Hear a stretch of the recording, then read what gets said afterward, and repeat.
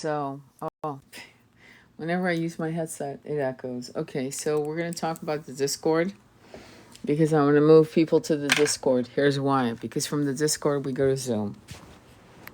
So, I'm waiting for people to get on. Excuse me. I wish I could mute this when I do that, but I've been in between of illness. Hi, Dot. How are you? All right, so we're going to talk about the Discord. I really am inviting you to join the Discord. Why? Because then we can talk unedited. And if you guys are following me at all on YouTube, you've listened to my last two posts, which were lives on TikTok, which I've reposted on YouTube. Throat chakra. Funny. Because it started when I went live. Interesting. I like it. Says a lot. You have been sick. Hope you're feeling better. I'm not really sick the way you think. It's not an illness of the body. It's an illness of the spirit, the ego, that is seeing what has been normalized. I was telling my twin today about Troy. Homer's the Iliad and Troy. And about how genocide, even Homer spoke about genocide in the Iliad. I mean, I don't know if you guys have studied. Have you guys ever read the Iliad or the Odyssey? Have any of you read the Odyssey, for example? And if you haven't, there's certain reasons why you go to a good university and you're asked to read certain things like Catch-22 and the Iliad and The World According to Garp and Al Huxley's The Brave New World and Moby Dick. And there's certain books that when you're like 16, 17, you're like, like pissed off at, because let's be honest, they're bloody the size of Gutenberg Bibles. But then you start realizing why you're being, you're actually being educated to think. What an idea, to think. Not to regurgitate tests. Who gives a shit about an SAT score? Are you smart? Because you might be a good parrot, but that doesn't make you a great thinker. Hey, Jen, glad you caught the live. And so the goal of this live is really to support you in moving into our Discord and then moving from the Discord to Zoom, because from the Discord we will send Zoom links, sometimes just on the spot, and we'll have wonderful, unadulterated, unedited, unsanctioned conversations about everything, bloody everything, anything and everything. And I think many of you are hungry for freedom of thought and freedom of consciousness. You're trying to find your tribe, and we may not be your tribe, to be honest. But it could give you a sense of some level of satisfaction to know that some people have some of your thoughts and your conscious awakenings and your questions and your doubts. And then from our little village, you would go on to the next village and hopefully find your tribe here, there, or whatever. And that's why I'm doing this live. We are having a live on Saturday the 30th. And bloody hell, I have to put that in my calendar because I want to make sure. But it's Saturday at 6 p.m. Pacific Standard Time. And the link to Zoom is given at the last minute, typically. Typically it is. And yeah, there's the Discord. Jen just posted that. So we have a tribe of 5 people. Jen, Tony, Rachel, Andromeda, Letty. There's some people that are part of the tribe. And they're the original 5 members. And we're working very hard to co-create a village, a circle, to help you find the courage to build your own tribe. We're not here to actually create something that you follow for the rest of your life. We're here to create something that you step into our circle to bounce off our circle to create your circle. Does that make sense? It's not about, actually, I can tell you honestly that most of us are shy people. Shy. We don't want to be famous. We don't even want to be recognized, to be honest with you. We're not doing any of this to be recognized, seen. We don't want to be influencers. We don't give a shit.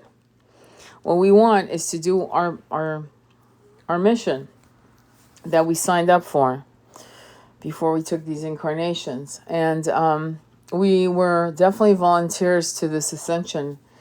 And we are finding each other. Many of us are tribe soul brothers and sisters. We found each other. And our goal is to have other starseeds and tribe members to find each other and create their own village. That's it. I have a reading this week of another masculine who took his life. And it's going to be based on apparently his daughter and his him just saying, fuck this, I'm out. Okay? And here we go again with the sacred masculine, wounded and broken masculine. And I can only imagine what it would be to be a man in this incarnation, in this particular timeline that we live in. I don't have to imagine what it was like to be a man in other incarnation. I've stated in many of my videos, I remember actually viscerally being a man. So don't get me wrong when I say that. It's not a metaphor when I say that. It's actually reality. But to be a man in this particular timeline must be a mind fuck that I can't even, honestly, I can't wrap my head around.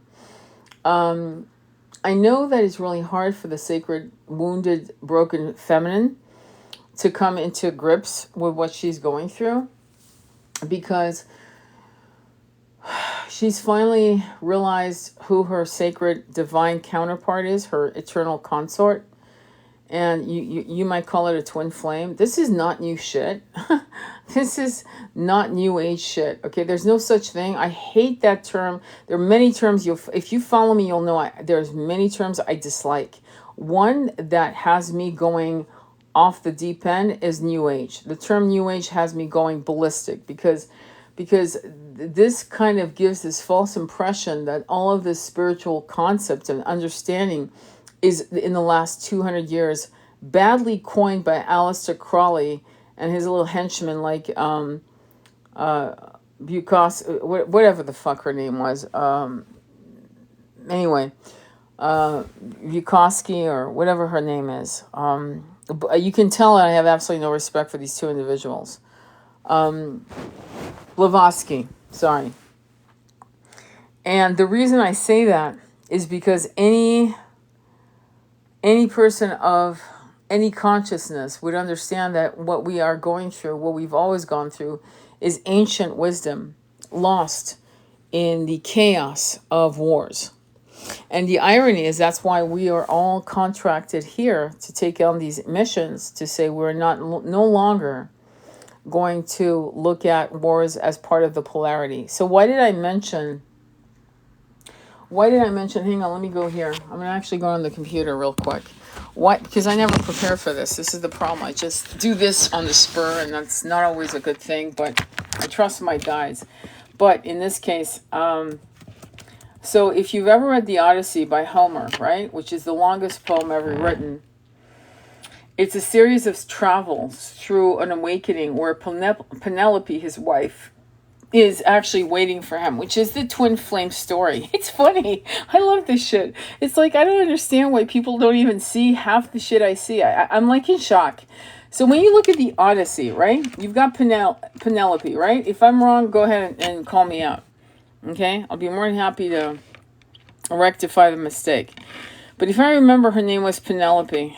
Anyway, so Penelope, okay, is weaving a carpet because Odysseus has left, right, on a mission, on a 20-year, war, right, with the powers that be, which is Troy, okay? across the seas, the Mediterranean seas. And so she's weaving the carpet, and because she has all of these suitors, because she's a very beautiful woman, and all these suitors want her to marry because she's a queen. And while her husband Odysseus is gone, they're like, okay, well, listen, he's been gone for like 5 years. It's time. He's probably dead. He's never going to come back. And so she says, look, when I'm done with this carpet, I will choose a suitor, is how the story goes. And so she weaves, so she's seen by all of the suitors as weaving the carpet all day long. And then at night, she unravels the weave. And she does this for 20 years until Odysseus returns. If that's not a twin flame story, I really don't know what is. Let's not forget Plato talked about it as well. In fact, he was the initiator of first bringing up the twin flame story, okay, in his writings, and many other beautiful lost wisdoms. The allegory of the cave, okay, was one of them, which I call Plato's parable of the cave, where if you go on my old lives, you can go on YouTube and see how I talk about that.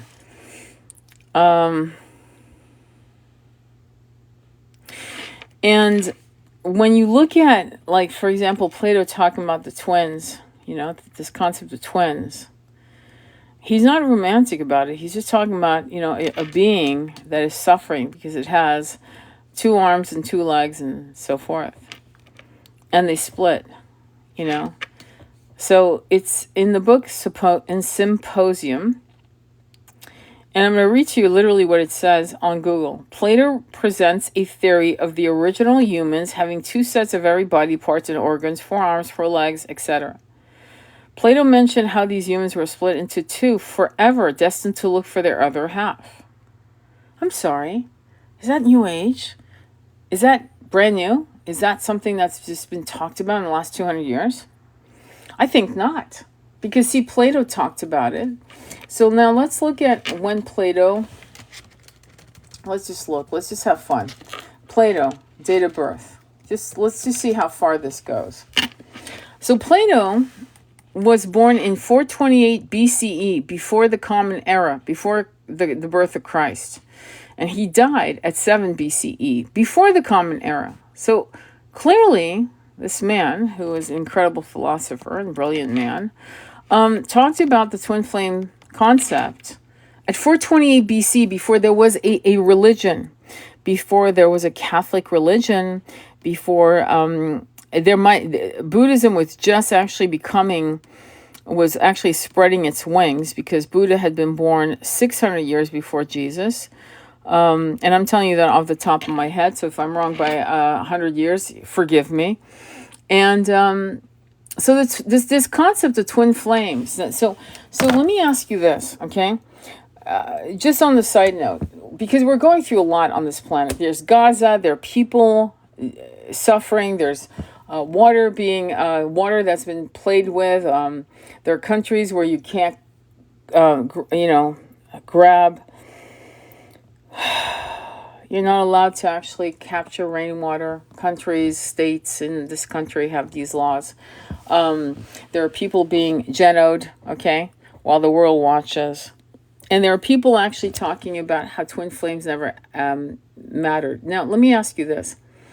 Why do you think this shit show is exploding in our faces every day to lower our frequency? Why do you think? Okay, just for the hell of it. Why do you think twin flames matter so much to the 1%, that they took amazing time to not only write an article in Vanity Fair, okay, by this chick who did Twin Flame Universe, okay? If you know anything, 1/8 of the concept of integrity of journalism, okay? In journalism, when you're a good journalist, this is what you do. You go after the bad guys, and then you go after the good guys to have what they call a balanced view of a particular point of view. That's called good journalism. But what was interesting is that this chick, who looks like she's pissed off, hasn't been, no offense, laid in fucking dog years, and hasn't eaten in maybe 20 years, right? Is writing an article because she's never had the incredible intimacy of sex with a twin, much less a high-level soulmate. So she could never wrap her head around what you and I have gone through in these particular experiences. So here she is writing an article about how we don't exist. And then a whole show called Twin Flame Universe is created. And then, of course, I never took the time to go into Netflix, because once you've seen one debacle, why watch another train wreck? I've paid for one. Why would I pay for two? That doesn't make sense to me. So I got the picture, right?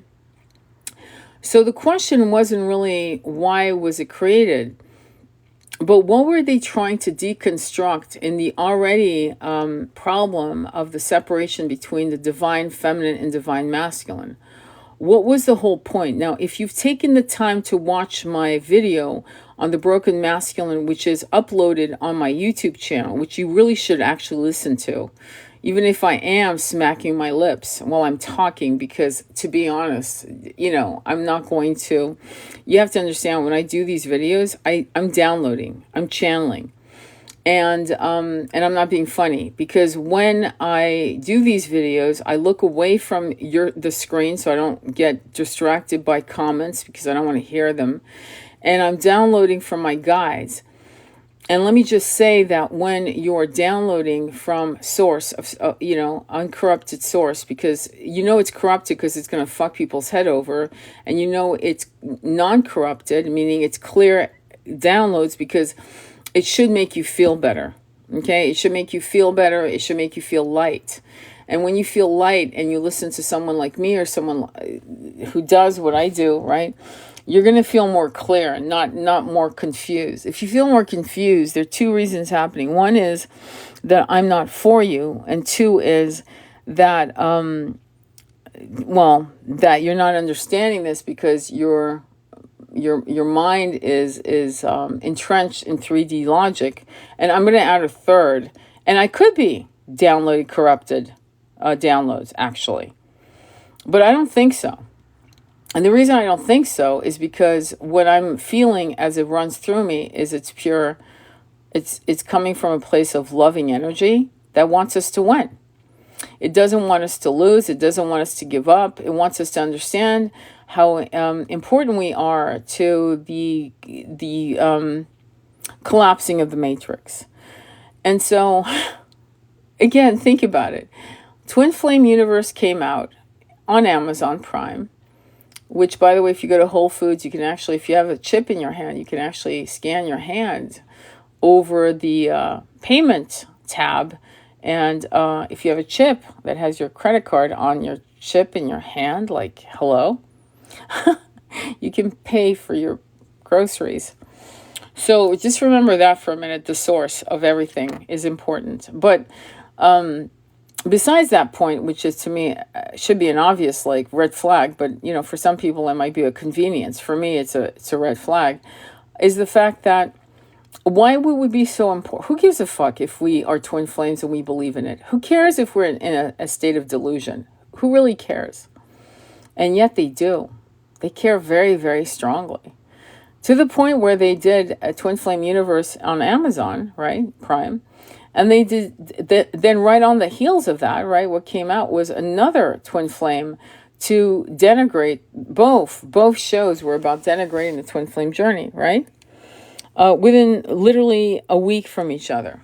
And when you sit back and realize that, and then realize that your runner is going to watch one of those shows, you're kind of screwed, right? You might think, oh my God, I'm screwed.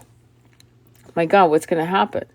My twin that's a runner is going to watch this and realize that that's assuming that your twin knows that, hopefully you never did that, but let's say you did. You announced to your twin that they were your twin. And so now your twin watches one of those shows and realizes, oh my God, they're crazy. This is not possible. This is all illusion, delusion, and so forth. But at the end of the day, why spend that kind of money on such, if it's true, rhetoric, which is the twin flame journey? Why even bother? You see, you don't do shows on trash on the floor if it doesn't have some kind of value?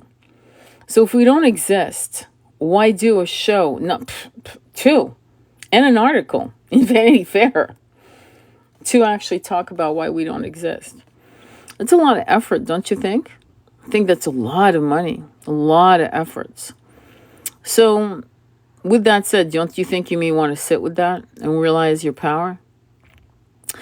And the reason why they're doing it, again, as I've been talking about in my videos, is a divide and conquer aspect, which has always been used against us. And the divide and conquer, again, please go on my YouTube channel and check out The Broken Masculine and share this. Those two videos, share this. One is called Share This, and the other one's called the Broken Masculine.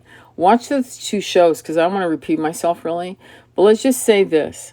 When you look at what's happening on the planet, and you look and you know that you personally are going through a massive awakening, something that you can't quantify with anyone around you or anyone in your lineage. Like your mother never went through it, your father never went through it, maybe some of your siblings. You might be lucky where one of your siblings is actually going through it, but you might also be alone in this.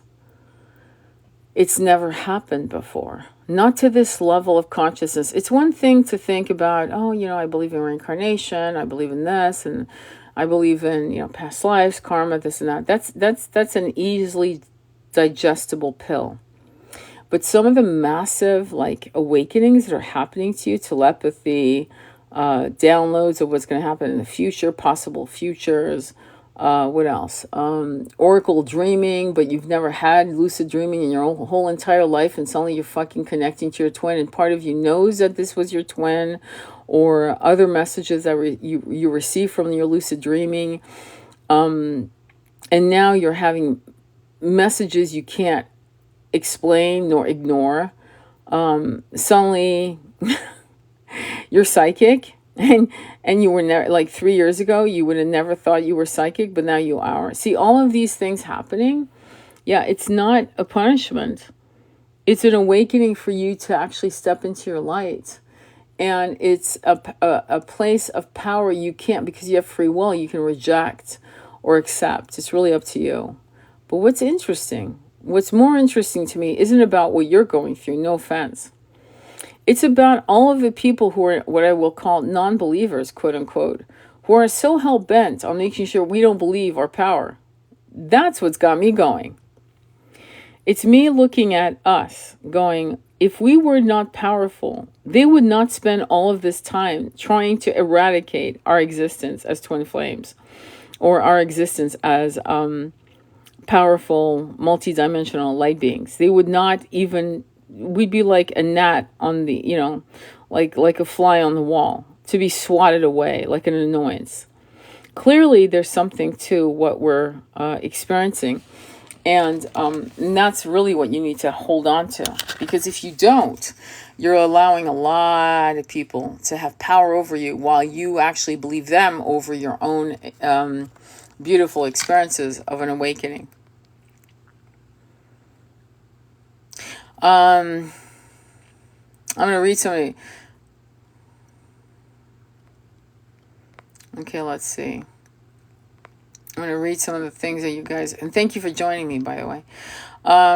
She only went after the bad guys, but failed to talk about the real twin flames. They are trying to discredit twin flames because they know the power of us. Yes, they're trying to discredit twin flames because they know the power of our love. I've got to see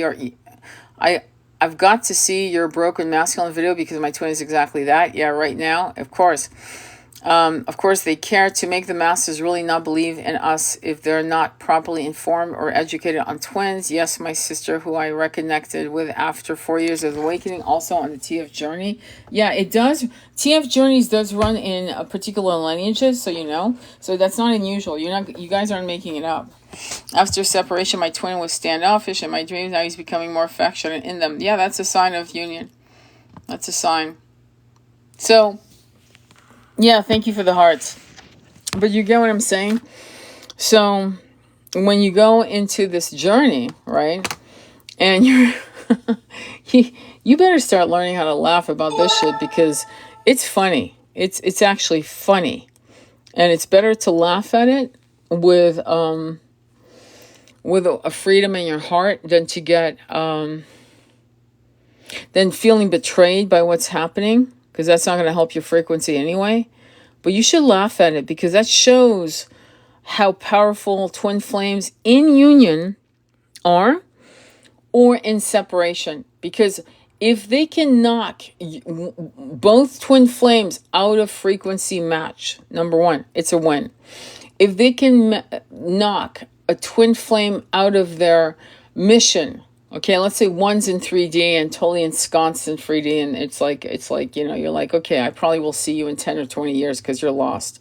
And you're okay with that. And I mean it. You start learning to be okay with that. I'm not kidding. Then them coming after your frequency as a divine feminine or masculine that is awakened to their power and walks in their light in your full glory. Okay? If they can knock your ass on the floor, wow, it's a win. So now there's two twin flames lost, right? Completely lost. A new set of twin flames has to be brought into a meeting, as I've said many times before. And those twin flames have never met before, so it's a brand new it's like a learning curve. There's no honeymoon period, if at all. And then here comes the first separation. Here we go with the fucking dark night of the soul again. Do you see how it stagnates our ability to ascend? Did you see that? So when our divine feminine or masculine stays in high frequency, right after the second or third dark night of the soul, let's be honest, because I'm not expecting you to get this on the first rodeo. So when you're on your second or third separation, dark night of the soul, and you're like, okay, you know what, fuck these people, fuck these energy beings that are negative, let me go ahead and step into my power. Let me go in mission. Let me totally ignore the separation with my twin. Let me not ignore my twin, but ignore what the separation is doing to me and transmute that energy so that I can be in my power to be of service to the collective. Then, do you understand? So now you have a twin flame in separation in power. And then because you're in separation, another set of twin is introduced. The honeymoon period of that frequency is outstanding electricity. With the outstanding electricity of you, right, being in this amazing surrendering and trusting of the universe and your path while you're in separation. So you got one twin flame standing in their power, a pair of twin flames who've just met going through the honeymoon period. You've got another twin flame that are going through the dark night of the soul. Meanwhile, some of us are out there saving other twin flames for their own darkness, right? If you could do that, we'd have a lot more than 144,000 perpetually together. We could actually quadruple that number in real time. Because right now what's happening is 144,000 at any given time due to the concepts, challenges I just shared with you. Typically, when a twin leaves and is running, the other twin is bereft and can't move. So that just fucking annihilated that right there. Boom, it's over, right? So now a new twin flame is coming in and they're meeting. Meanwhile, do you understand it's a perpetual wheel? It's like the wheel of fortune. But if we can have twin flame, divine masculines, feminines that walk in their light with new twin flames are being introduced, do you understand the power of that energy? Can you imagine that? And that's what we've never done. We've never been able to actually hold that kind of energy space before. And so in spite of you being in separation, that includes when your twin, let's say you're the one that's going to outlive your twin. That includes that. Where yes, you miss your twin. Yes, it hurts you. Yes, you go through a dark night of the soul, but you've been so good about going through many of the growths of your spirit to transmute that kind of energy, and not and you're toggling between the illusion of separation in 3D and knowing that your twin has dropped their physical body in this incarnation, but yet they are still very much alive, and that your relationship with your twin can actually be even more potent, more powerful in their transformed selves, right? Do you know how powerful we are when we are hyper aware of these understandings while new twin flames are being introduced, because we are no longer in union with our twin for many reasons, ultimate reasons, right? Do you understand that? I just want to make sure you guys get that, because that's a big piece. Does that make sense?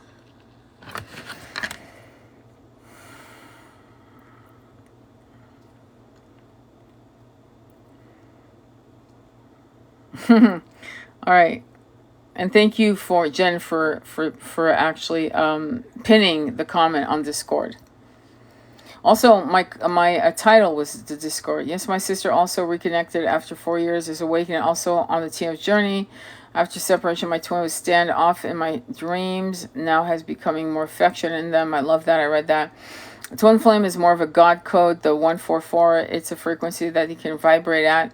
I've been reading, I don't know about you, Terrence, and any of you, and maybe it's because some of us are actually in union, though we might be in separation physically. I'm actually in physical and spiritual union with my twin, and I keep seeing the number 144 twice a day. I kid you not. I'm up at 144 in the morning last night. I saw it at 144 in the afternoon. I see 414 and 441. I'm not joking. It's like insane. And I know Jen's been seeing these numbers, and that's a sign of being in union. You might not be physically in union, but if you're seeing that numbers, I'm going to tell you what I've learned over the years. The 1111 is the first initiation number. Do you understand?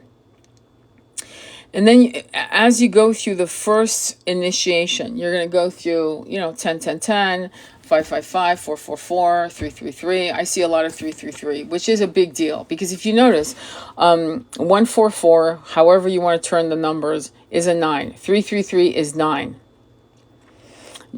Okay? That's God's perfect master number. Look it up. Don't take my word. Please don't listen to half the shit I say without going on YouTube and doing your own research, okay? Because it's not like I'm making this shit up. It's agreed upon by people I respect. So you're going to see these numbers when there are two things happening, okay? You're in union with Source. You are on your mission. When you see 144, 333, and so forth, and nines all over the place, and 18, and I'm not going to give you all the freaking variations, but you get the picture, okay? And it means you're in union with Source. You are walking your path. When you're first initiated, you're going to see 11, 11, 10, 10, 12, 12. 12, 12 also comes up a lot. And you know why? Because it's 6. 6 in Tarot and Kabbalah is love. It's love, and it's choice. Making the right choice. And not making a choice is a choice of stagnation. 1111 is transformation, support. It's also connecting you with the fact that you are in a twin flame journey, number one, quite often, or that you're waking up to a twin flame journey, or you will be coming into a twin flame connection.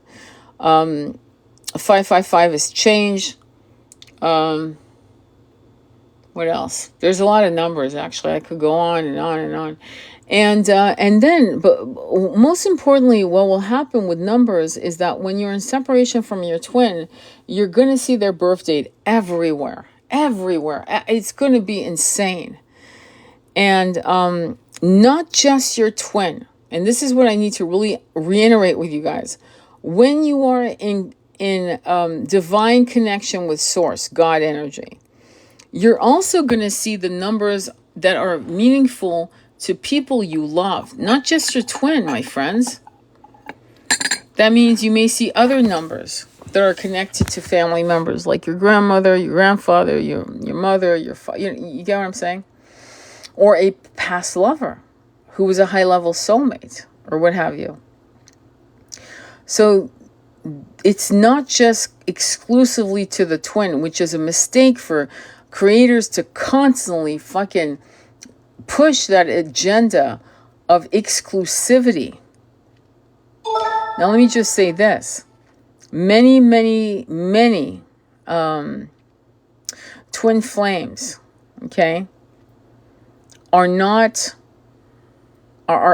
actually fully aware of all this that I'm telling you, but are in the danger of gaslighting themselves and backpedaling into amnesia.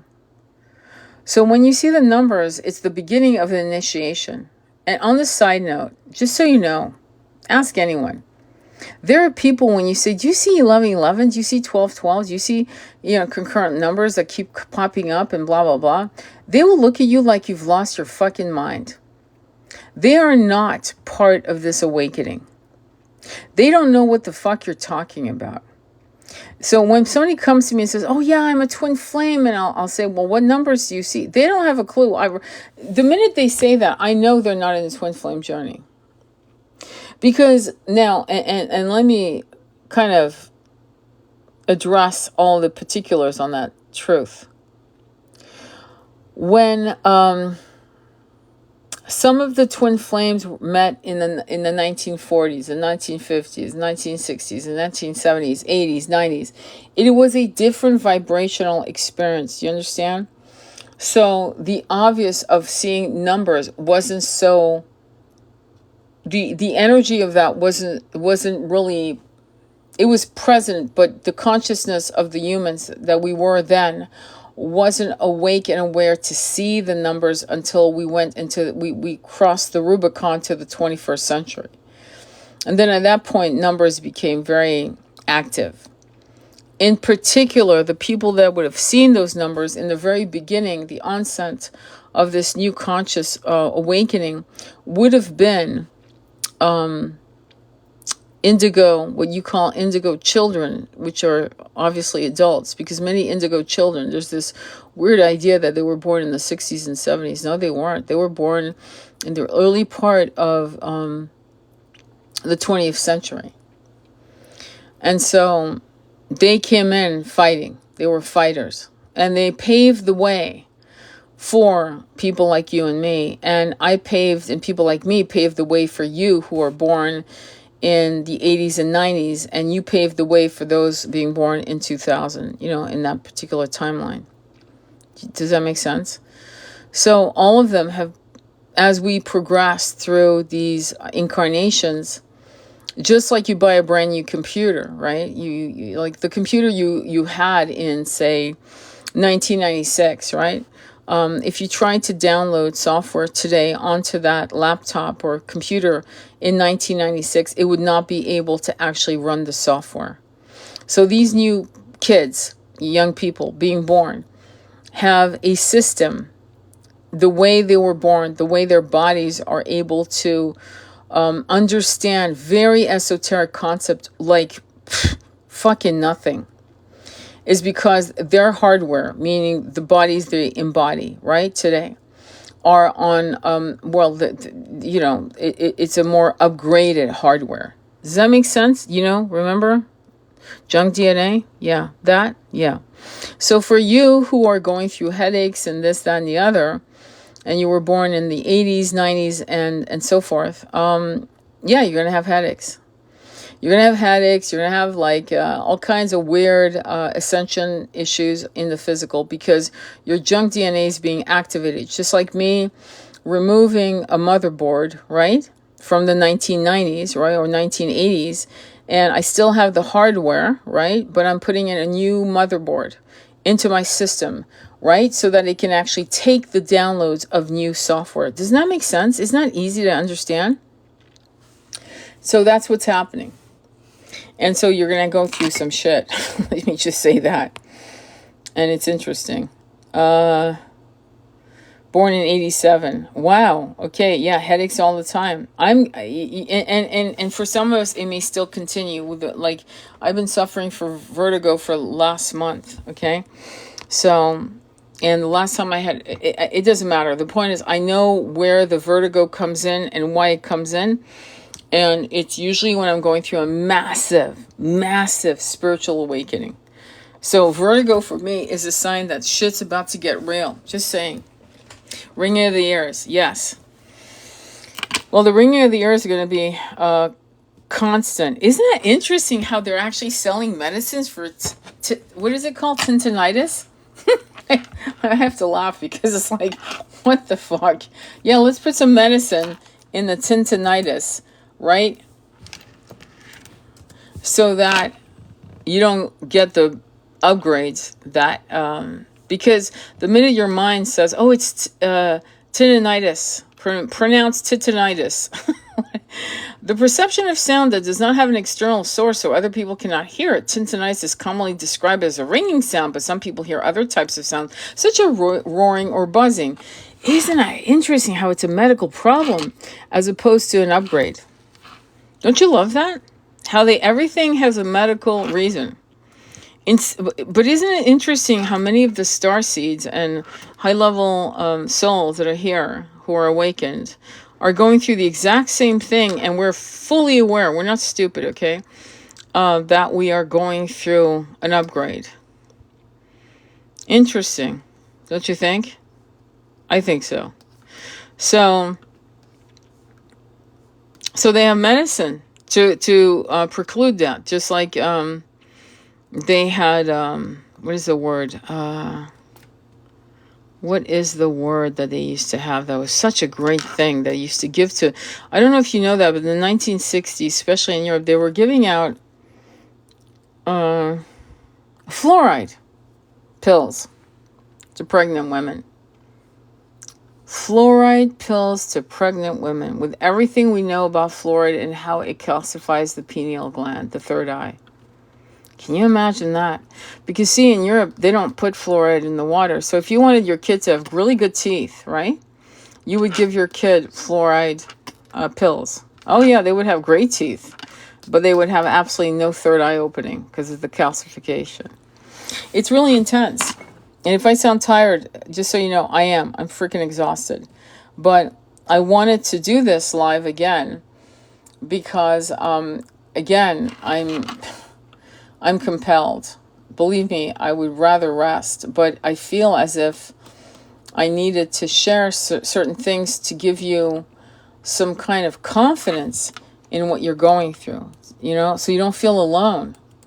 You don't feel like you're going crazy. Because every time I talk to a client, right, the first thing out of their mouth is, I feel like I've been going crazy. And that really makes me so, so sad. Because you're not crazy.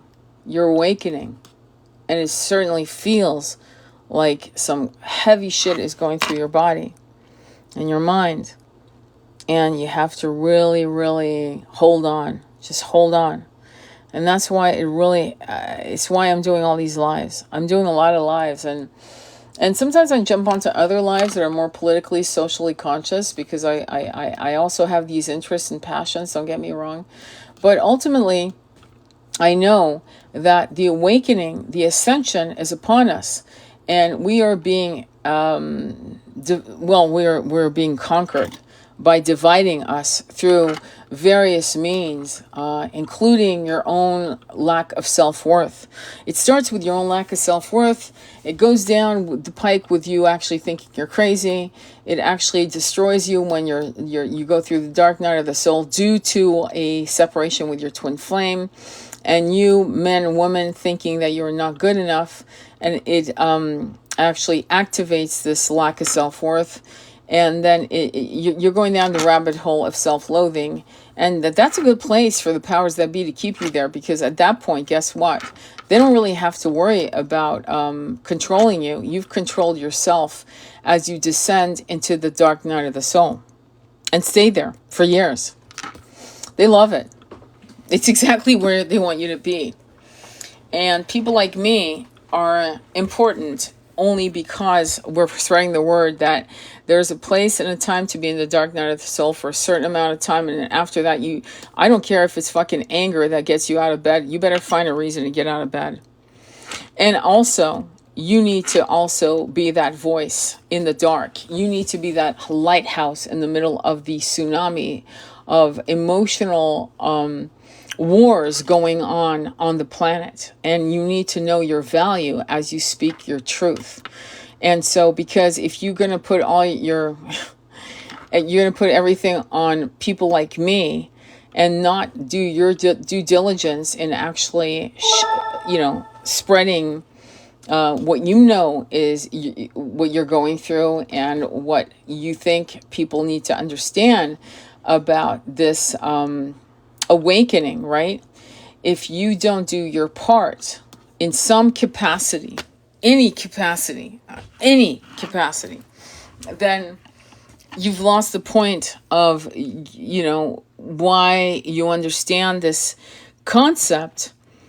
And you've lost the point that if you understand this concept, if you understand anything, it's your job and your duty as a soul to then share anything you understand and learn, and then speak it out loud to other people. And if you're not doing that, then you've missed the point of your own personal knowledge. That's big. And let me see what you guys are writing, because I want to read it out loud so the collective can hear it. Thank you, Cassie Star 84. I appreciate that. It's very kind. Welcome to the awakening you learn every day. I've been trying to meditate, but since I've got back, I've been I've been off balance a lot. It's weird. Yeah, so do a 5-minute meditation for the rest of the year. Haha, just know you're not going crazy. I've been since last February. If you were born in 1999, what star group are you part of? No, Moon Prince. This is crazy. Why would you ask such a question? It's like saying, oh, I was born in 1962. Was I only born in France? Are those only my incarnations? That's not how it works. It has nothing to do with the year you were born. I hope to God, please, if you get spiritual people, charlatans, which I'll call spiritualists, if they're telling you that if you were born in 1962, and you are part of the Lyran race, and that's just your whole story, they're full of shit.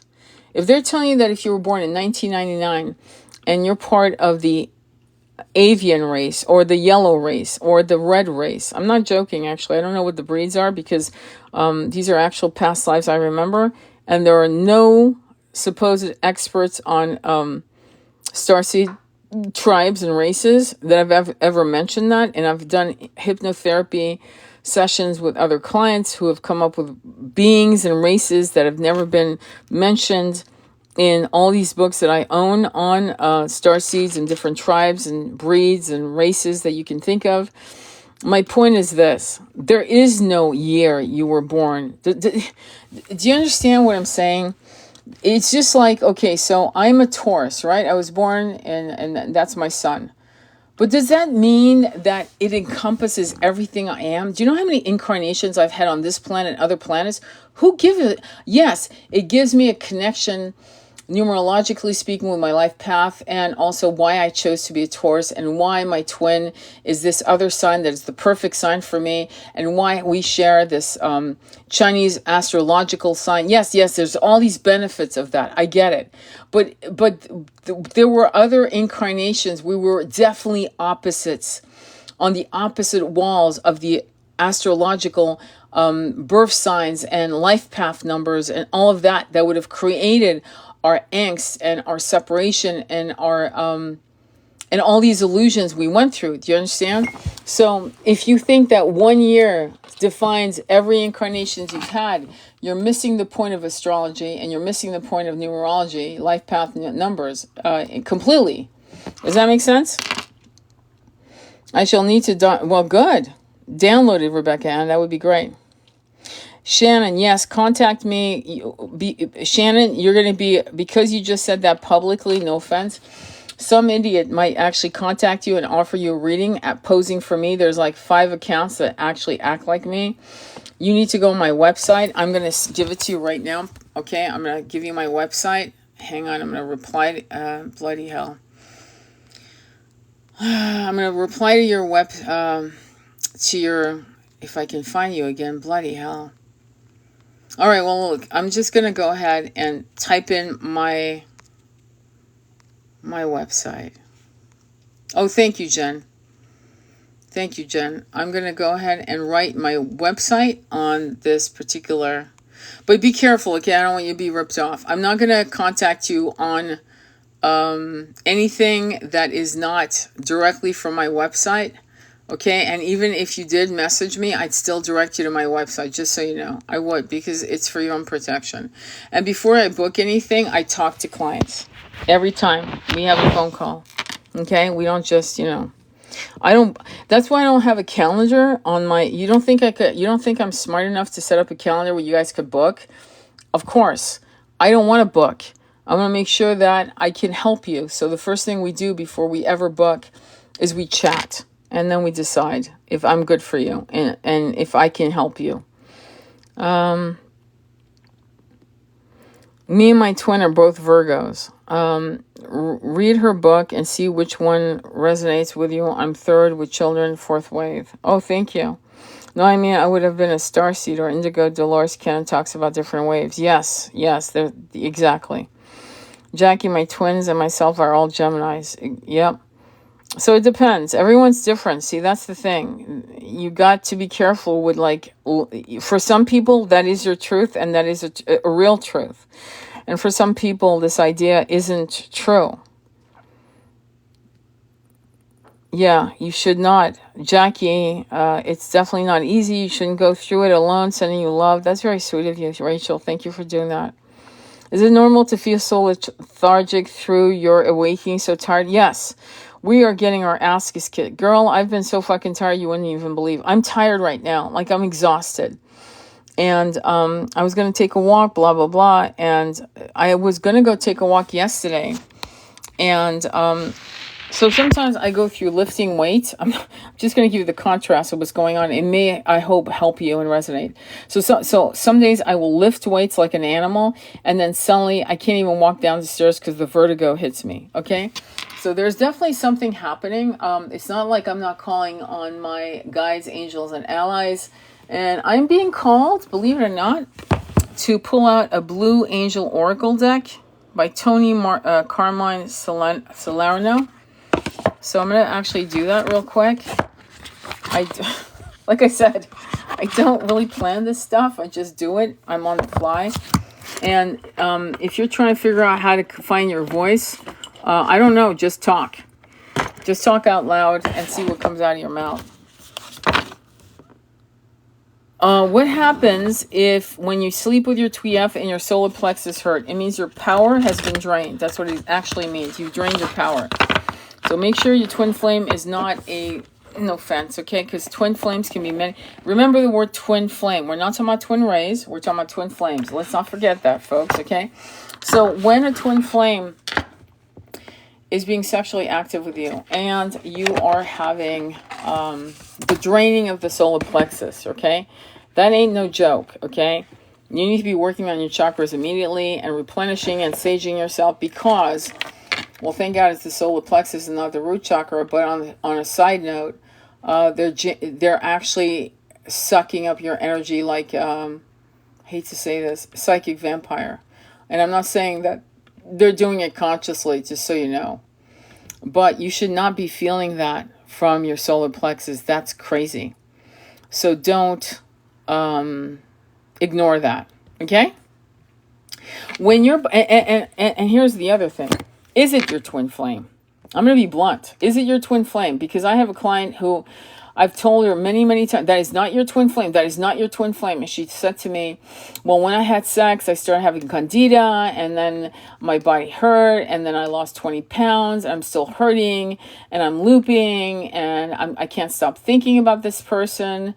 And and my body just started breaking down. I said, but sweetie pie, it's because it's not your twin flame. Your body is telling you what your mind won't accept. It's a past life loop. It's at best a soulmate. It's unfinished business. It's a cycle of toxic, unhealed storylines. And I remember I actually met a man who who was, and I'll never forget because I spoke about this man on one of my lives early on in 2023. And I laid it out, and everyone on the live said, "Oh yeah, that's your twin flame." It wasn't. It was a soulmate, and it was a loop. And I went to a hypnotherapist, and I saw four. I always talk about it in my life. So for you guys who've heard this story, I apologize for repeating myself, but this could help a few people. And so I went to this hypnotherapist and I had, thank God I had not had sex with him, but I kept feeling the energy of I'm connecting to this person / I'm repulsed by this person / I'm attracted to this person / there's danger with this, all of that. Okay. So I went to the past life, and out of those 4 past lives that I had, 2 past lives as a woman, 2 past lives as a man, 3 of them, there was suicide. And I went, oh, hello. And I basically, even though I felt very connected to this person and it hurt, there was a lot of unfulfilled desires, blah, blah, blah. It took me a year to get over it. And I was able to completely break the soul contract that had looped me into 4, and just be clear, 4 past lives that I had recalled. That doesn't mean that it was just 4 past lives. It could have been 100 past lives, but my soul brought forth 4 because, I had a 2-hour session. So I didn't have fucking 12 hours to go through damn near 100 past lives. Is clear? Okay, be clear. So you understand what I'm saying. So it wasn't just 4 past lives, but it was the 4 past lives that would make me go, oh, and run like fucking hell. Does that make sense? So that's what happened. Okay. And that's what ended up happening to me. And then guess what? Boom. I went into a past life connection, with, during the same time with my twin, who I knew it was I didn't know, the word twin was not in my dialogue yet, but I knew it was the person who I now recognize as my twin on other planets, as a star seed. And then it came to me, oh my God, let me go and connect with him, really connect with him. Okay? So sometimes what you think is your twin, by the way, I've had way too many clients come to me and say, I thought he was my twin or her. And then after some time, I realized it wasn't. It was an illusion. It wasn't my twin at all. And I'm like, yeah, it was probably, and sometimes I can tell right off, no, I said it's a high-level soulmate, or it's a soulmate, or whatever, right? And so that's what you need to understand. It's very, because you and I are been entrenched in this concept of linear thinking, right? 3D filtering systems. The idea of breaking away from that on a more expansive understanding of who we are as multi-dimensional light beings is very hard to digest, because the expansiveness of your power, not limiting by this body that you live in, is really in 3D very hard to it blows your mind, which this is why many of us go and do sacred medicine, to blow our minds out of 3D. We do it. Like I did. I was like hell-bent on blow my brains, because I do not want to be entrenched and jailed by my brain. Like, that is the last thing I don't want this shit anymore. It's given me only suffering throughout my incarnations. I want this to end. So for me, that's not to say that's for you. I'm saying this is my story. That doesn't mean it's your story. I had to do that. But what I can tell you is that when you for example, I'm going to actually give you a tip. And I might actually do it tonight or tomorrow, actually. But a couple years ago on New Year's Eve, I did the Joe Dispenza pineal gland guided meditation. That is, I believe it's either 73 or 78 minutes. I had low lights, like salt lamps, like one, very dimmed. So there was like a womb-like colored light in the room, right? And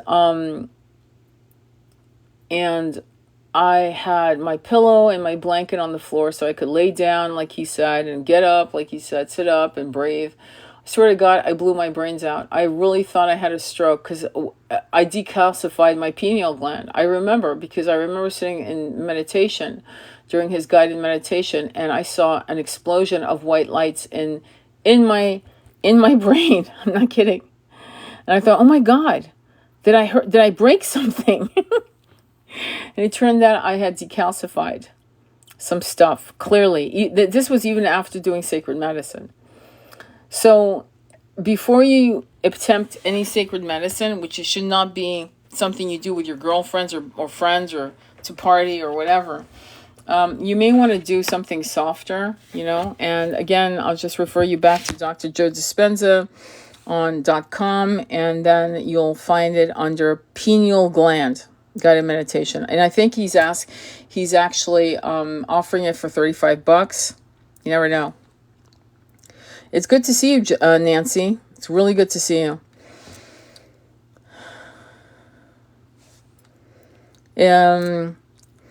It's actually confusing with a very tumultuous relationship. Some are that, but I see twin flames as something out of what's commonly thought of as twin flames. When I met my twin, it was strongest, like magnet, like TV, known him forever. Nobody should want a twin flame. Lol, I can't believe some people try to manifest a twin. Absolutely. When I did mushrooms the first time, his soul was the first to appear. Then my beautiful soul took care of me. Beautiful. That's what I said when I found out mine. Anyone who would want this is insane. Absolutely. Oh my God, I said the same thing. Started crying and missing him. I didn't feel like the last 3 months, full moon release, probably. And when I knew that it was like, I hope I don't have one. Like, did I know? Little did I know. So the twin flame journey is the best way I can describe it, in the most easiest way for you guys to digest it, is it's a concurrent incarnations with a person who is going to embody, and this one might blow your egoic mind, just so you know. But it's a person who is now a concurrent incarnation of you, or you could be a concurrent incarnation of them, and you represent the divine feminine or the divine masculine. Do you understand? And we do have concurrent incarnations, by the way. Like, I'll give you an example. So when my mom was dying, when she was on her deathbed last year, I was saying, Mom, when you drop your body, I'll be right here holding your hand, and I'll be on the other side greeting you and welcoming you home. Okay? That's multidimensional being. When you have a concurrent incarnation, your twin flame has been separate from you for millions of years, okay? And so here you are incarnating concurrently, right? Because it's a separation of you. You are a separation of them. Is that clear? And here you are in the container of a masculine or feminine or same sex, by the way, that happens. And you guys are meeting. And especially in this particular timeline, the old games of the ancient world of what was expected in duty are no longer part of your burdens.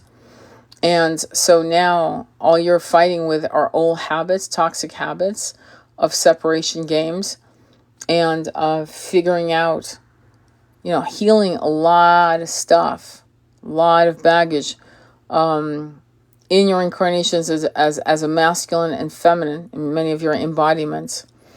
And a lot of lineages you've embodied in many incarnations. Like Dalai Lama said, you've all been my mother, right?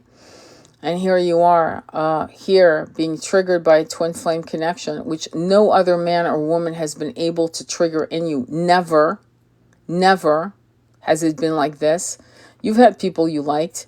You've had people you were obsessed with, but eventually it faded away.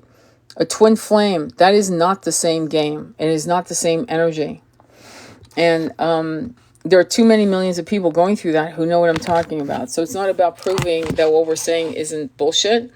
I honestly, no offense, I say this with great respect, but I don't give a shit if you believe in it or not. I know what I know. I know the past lives I've had on other planets with my twin. I know the past life connections I've had with my high-level soulmate.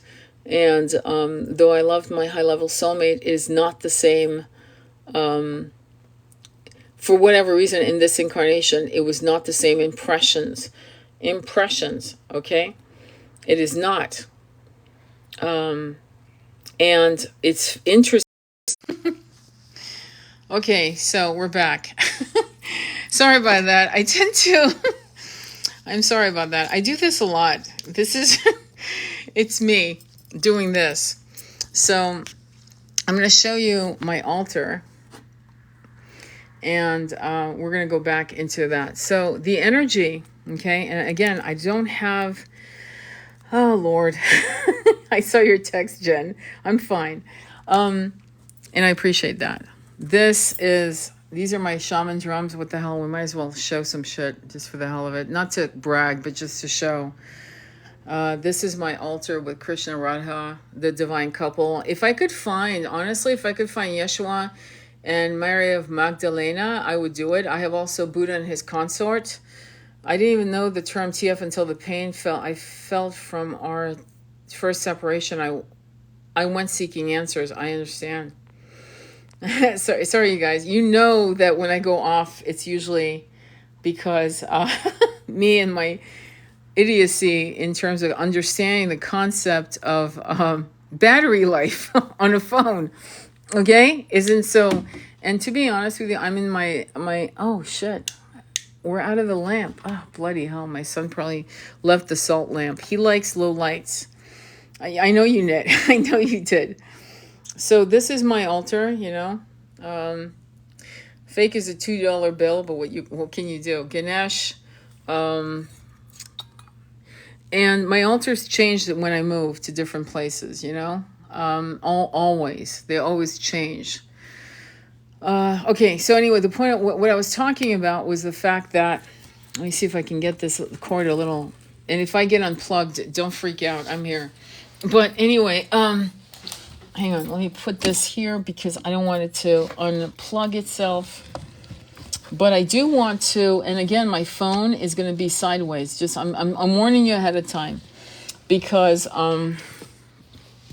my tripod is not fabulous.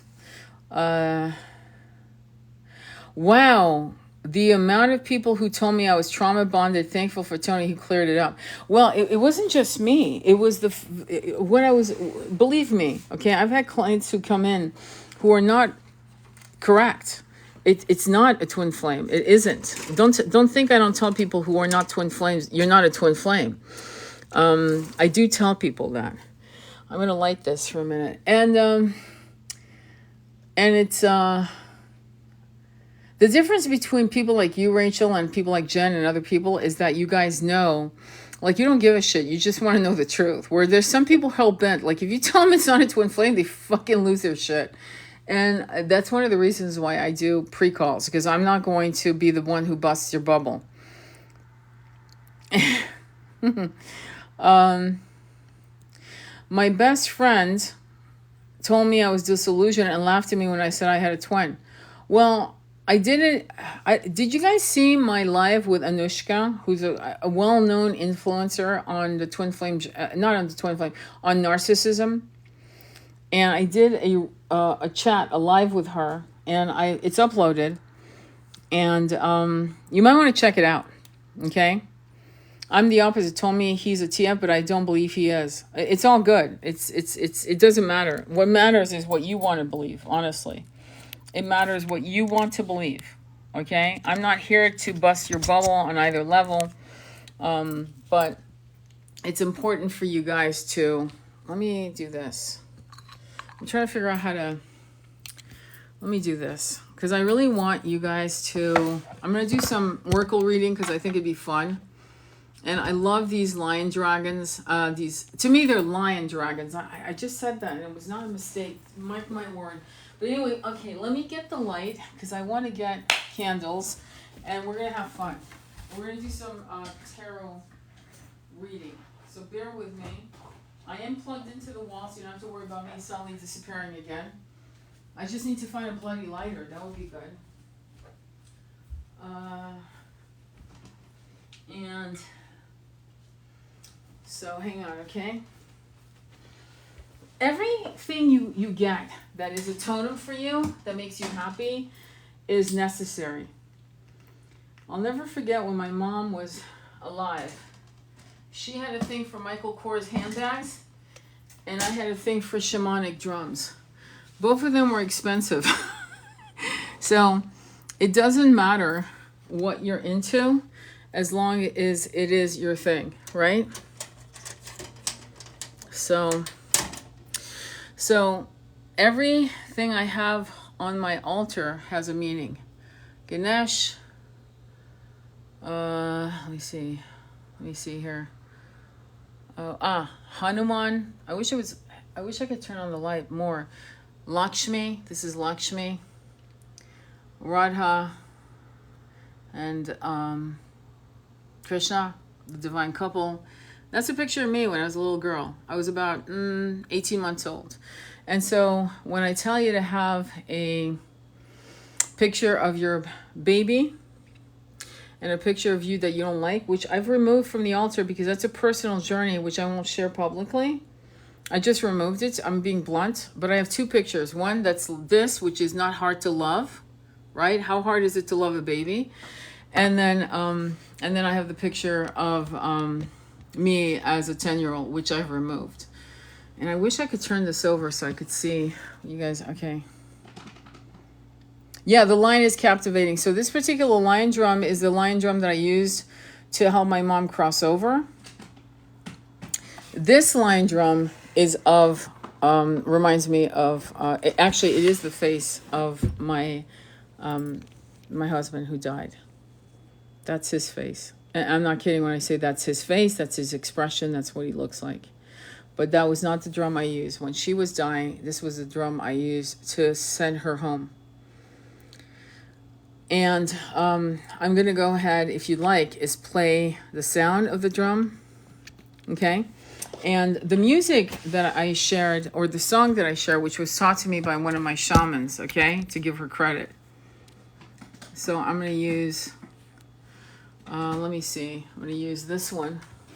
Oh, let me get it on the other side. And I'm going to play it so you guys can hear the sound.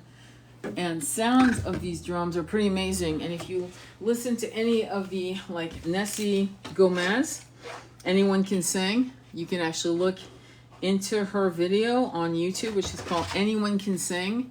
And it's, and her name again is Nessie, Nessi, Gomez, at Gomes.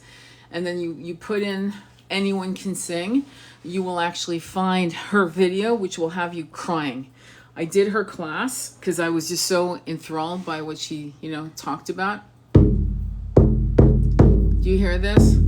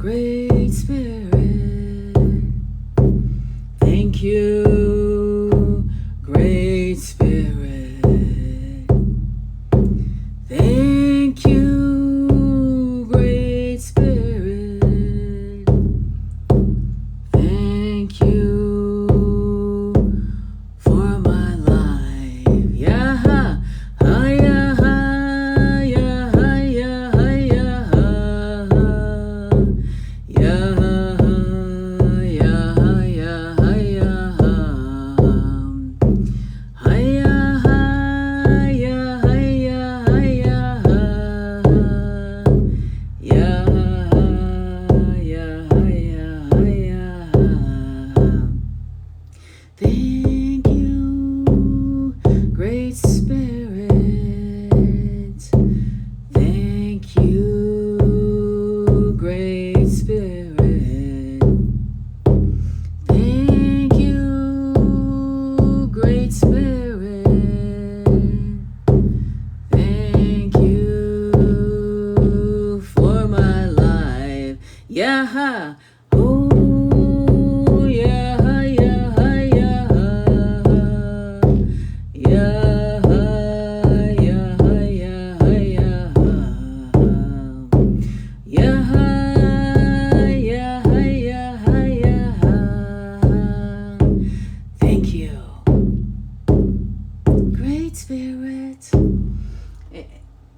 having a shaman drum is so healing for the soul, because it's interesting because it changes the rhythm of your heart, and it actually helps you connect and ground you, believe it or not.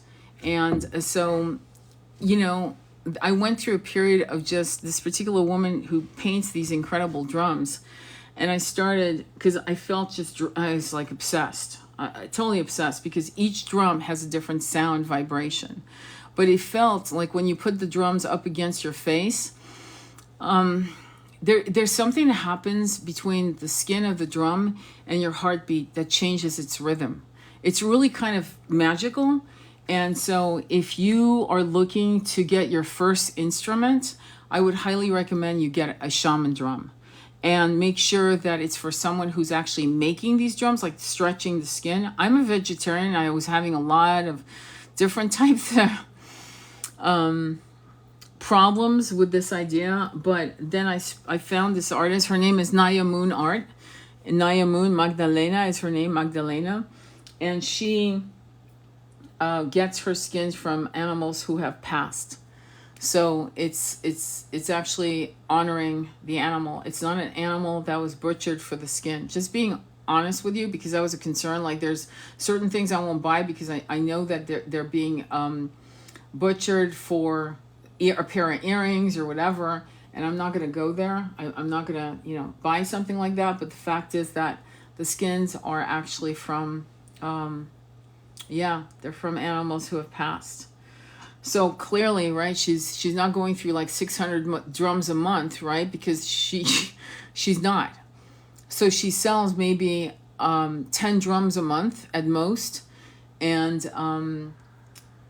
she has a class in the UK where she actually helps you learn how to actually make your own shamanic drum, which I would love to take her class, but it's in the UK. So ultimately, when you find your instrument, it could be frequency wands, it could be this, it could be a shaman drum, it could be, it could even start out with this, actually, believe it or not, which is, here, I'm going to show you. They're like cymbals, right? Here we go. And then listen to the sound of this. And this was like not expensive. This is like, whoa. And there's this incredible high vibration of cleaning your altar, using this, energy of sound to clear and clean your altar is another thing that you can do. And I use these on my altar, by the way, to clean. I also use a bell, which you can actually, again, ignite your altar. So there's all kinds of things you can do. Are they ceremonial? Yes, on some aspect, but they also have a sound frequency that's very healing and purifying to the room, that you're in, and so forth. So let me look at, and I want to look at what you're saying here. Singing bowls, metal, brass singing bowls, yes. I'm not keen on crystal bowls because, wow, I need a drum now. You're going to have to hit me up, Rachel. I got to turn you on to this lady. She might not be your person for your shaman drum, but, what the hell, right? Oh my gosh, the second drum. The second drum meaning this one, right? This one here. Yeah, that face. Like, when I saw that face, I was like, I don't know how I'm going to do this, but I'm doing this. Okay, but then this face came up. This was the last drum I bought. I have whatchamacallit, a horse drum. I have black jaguar drum with psilocybin. And yeah, I went a little nuts, okay, for 2 years because I needed healing. It was cheaper than me getting medication and going into drinking or drinking and driving or buying a new car or traveling to Jamaica. This was like the cheapest thing I could do. And believe it or not, in using chants and mantras, I was able to heal parts of myself. I agreed. I like the brass bowls too. Yes, and I'll tell you why. Because I did some research on the quartz crystal bowls, and they're not quartz crystal. It'd be one thing if it was a completely carved from a solid piece of quartz crystal. Then I'd say, yeah, well, I'm in. But I found out it was an amalgamation of crushed quartz crystal with other types of glass or whatever mixed in and made into bowls. And I was like, yeah, I'm out. Because so when they sell you this bowl and say 528, I'm like, bullshit. Whereas if I get a brass bowl made in Nepal that says 528 or 999, and some of these bowls, like my uncle my uncle went to Kathmandu in the late 80s, early 90s, and as an optician to what was it called? Dharamsala, which is where the Dalai Lama, where a lot of the Tibetans took refuge. So it's called Dharamsala, and he came in as a volunteer to do what is it called? Optician work for the kids in Kathmandu. So, oh my God, 1144. And so he brought back a bowl. So I didn't even know he had a bowl until last week. And then last week he says, look, I want to show you this bowl. I go, oh my God, are you kidding? And he's like, yeah. And he plays the bowl and I'm fucking blissing out. I'm almost like, it almost feels like my body is actually separating from my soul. That's how blissed out I was. And I said, where did you get that? He goes, oh, it was a big bowl too. It was a bowl, really big, like 18 inches wide, that kind of thing, like a big ass bowl. And I said, where did you get that? He goes, oh, Kathmandu. I was there, and it was an antique then. I went, whoa. So if you guys can find one-of-a-kind antique bowl, and you know for a fact you're not being ripped off like you know, then yeah, definitely. I think that would be a better bowl than a quartz crystal bowl, honestly, because, whatever. Hey, Andromeda, I'm awake now. Can you imagine? Do you have experiences in music before doing it for healing? No, I have no experiences with music on that level. Did I sing to the tune of a song in the shower? Yes, that's my experience. But honestly, no. And what I found is that when you go into healing music, if you like, I'm going to give you a mantra that I never actually say because I don't want you guys. I'm not trying to turn you on to any religion at all. It's something that I chant. It was the first mantra I ever chanted, ever. My twin gave me this. So I'm going to do it, but I'm not trying to convert you to any religion, okay? So just with that said, all right? So I'm going to do it. But I want you to close your eyes and listen to it only because of the vibration, okay? All right.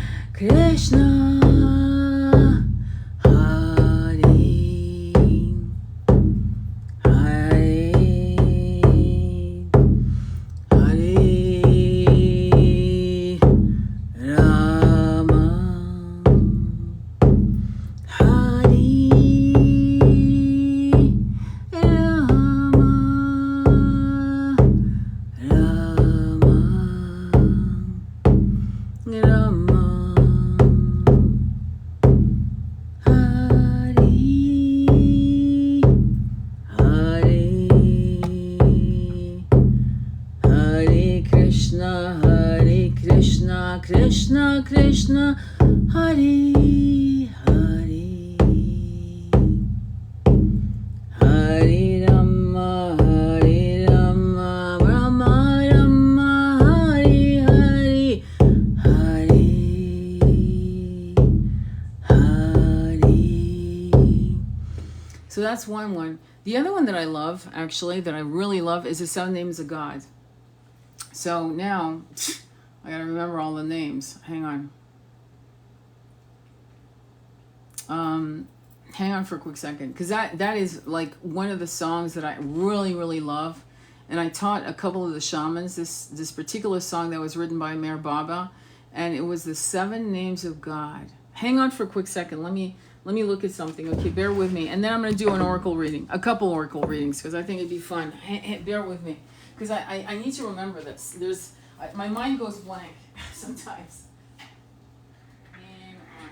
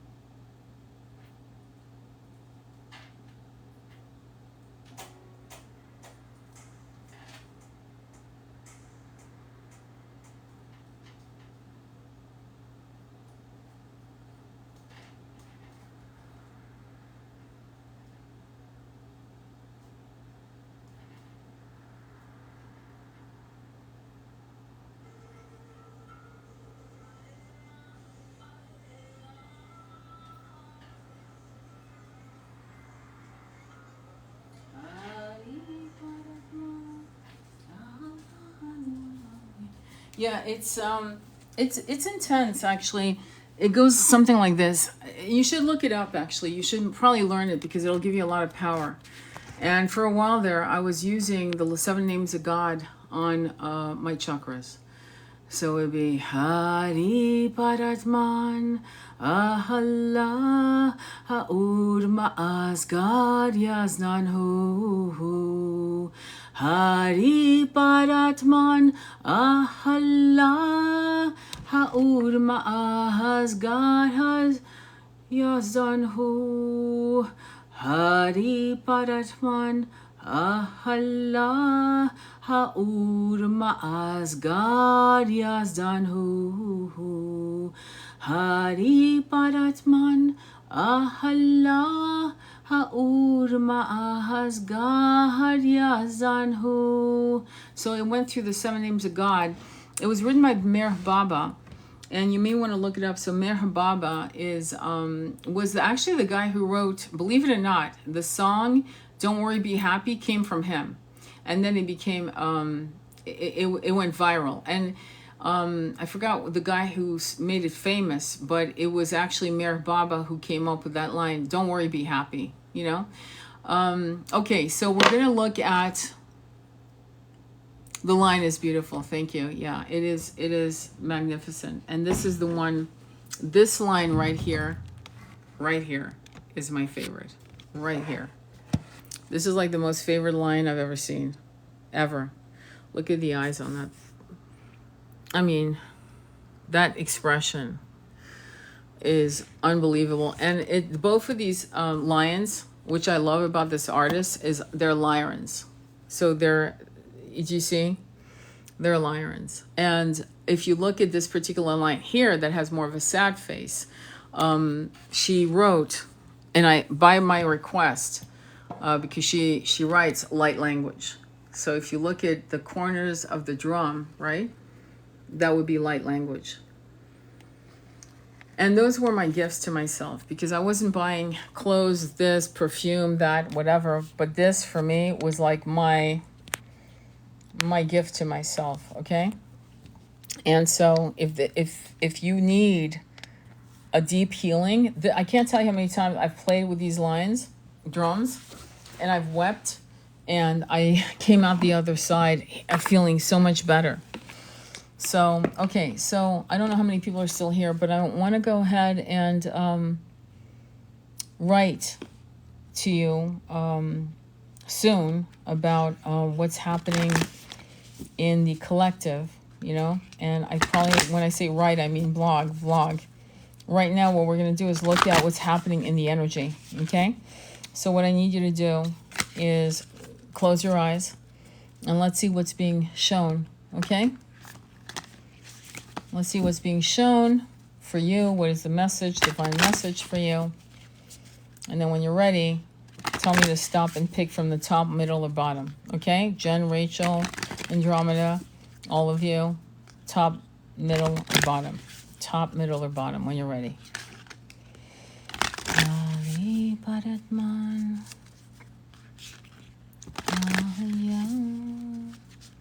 Top. I'm waiting for a bit.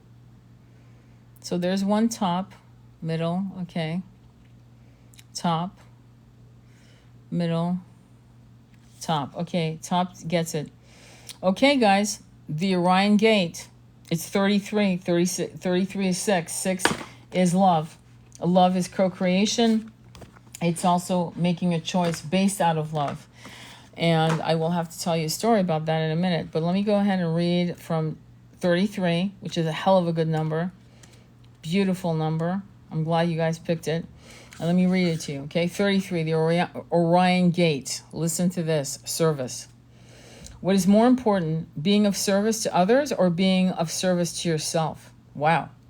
This is a reoccurring dilemma for you to reconcile. Know that service to others can only be sustained when you look after your own needs. You cannot honor life and the universe when you do not honor yourself. Acknowledge this great truth quietly within your loving heart. Does it not make sense to you? Stand before the light of love and allow it to dissolve any lingering traces of guilt. It is possible to be of service to humanity without sacrificing your needs. All it requires is love, great love.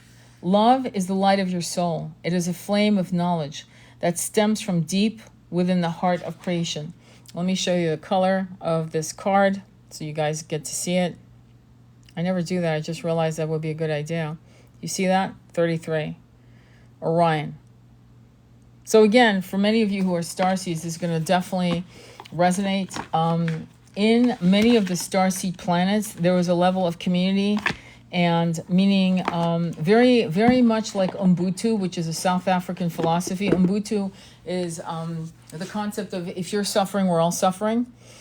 And in many planets, we had that idea that, and which is not wrong, actually. It's a selfless concept. But in 3D, it doesn't translate correctly because what happens is you will drain your very life force if you're not careful.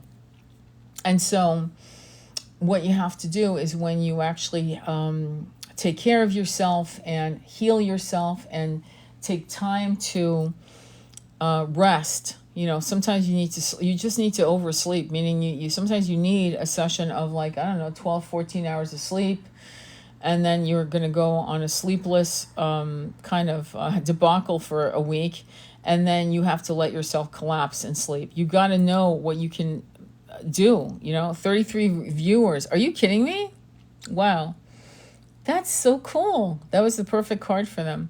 I'm going to get another deck and we're going to do another reading. Is that cool? Would you like that? Because I think that we need some messages today and I feel really excited to have you here. I was just telling Jen I needed 24 hours of sleep. Yeah, you do actually, Rachel. No joke. I know that I've been sleeping a lot more. And what's concerning me, for me personally, hang on, let me get... I'm going to get some simple cards. One card, hang on for a quick second. I'm going to turn on some light so I can see what the hell I'm doing. But one card that we're going to do right off the bat, because how many women do we have? How many men do we have? How's that? How many men do we have? Well, how many masculines do we have? Do we have any right now? Or are we all a group of 33 women? It would be interesting because I've been told to do the Mystic of Magdalena. Okay? So I'm going to go ahead and shuffle. And please don't ask about your twin. Ask about you. What is the message for you? Okay? And now we're down to 31. 31 is 4, taking on karma, which would also mean a volunteer. The numbers of volunteers, meaning you volunteered to be here. All right, when you're ready, pick from the top, bottom, or middle. Top, bottom, or middle. Are you kidding me? We're back to 33. That is so insane. When you're ready, top, bottom, or middle. And I'll show you the card first. Top, bottom, middle, middle. Let me see. Keep going, guys. I want to get a consensus because I'm getting like a mixture, literally half. It's mostly top and bottom. So any top, bottom, and middle? No more? Okay. Yeah, I'm going to go with middle. Okay, this is the card. It's called Blessed Be. I'm going to pull it out here. Blessed Be, which is 12, which is 3. Again, we're getting the number 3. Have you noticed? And Blessed Be is incoming messages. No kidding. Okay, and this is from the Mary Magdalena card. Oh, it opened right to it, so apparently that's your message. 12, Blessed Be, incoming messages. Small can be powerful. Don't overlook or dismiss something because of the size or humble appearance of the messenger. The information you receive could be highly significant to you and benefit the people around you. One of the pinnacles on the roof of Rosalind Chaplain has a medieval carved stone flower with access for bees to create a hive. It was built to shelter these small messengers of God, where men had no access to the hive. The honey could run down the interior wall on the left side of the Rosalind Chapel like a libation to Mary. In ancient Egypt, it was said that the honeybees were created from the sun's god tears. They believed the bee could traverse the heavens and the underworld to bring back information. The Celts also considered bees to be messengers between the worlds. The bee is one of the oldest symbols of Aphrodite, the goddess of love. The French used the bee to denote royalty. The Merovingians used the bee symbol to show their connection to the oldest of French royalty, imbued with the bloodline of Yeshua and Mary Magdalene, descendant from the royal house of David. The beehive is a matriarchal society. Perhaps they used this symbol to honor Mary Magdalene and Sarah, where the bloodline had originated and where it continued. We can learn to be like bees who gather pollen for themselves and their hive while doing good in the world. They pollinate plants to sustain nature and our environment, creating harmony and abundance. Blessed bee. I'm going to add to this reading, actually, on bees. So the beehive, or the shape of the bee, which is the honeycomb, that shape, right? That is in all honeycomb, in all hives, is interesting because that shape is it's a powerful shape. And that shape has been used in temples and mausoleums and so forth in the Ottoman Empire and so forth. If you see the shapes, you'll see incredible structures. In addition, bees, if we don't have bees, we're fucked. We will not survive. Bees are the messengers. When things go wrong, one of the things that have been going on really wrong is Roundup was being used in Europe. And the Rhine Valley lost 500,000 bees in a week. 500,000 bees in a week. And on the coast of the Rhine Valley, okay? The Rhine River, And the European conglomerate literally boycotted, actually outlawed Roundup, okay? Because they saw that bees were dying in massive doses. So bees are messengers of what is happening. If we are a healthy society and if we have healthy land, our bees thrive.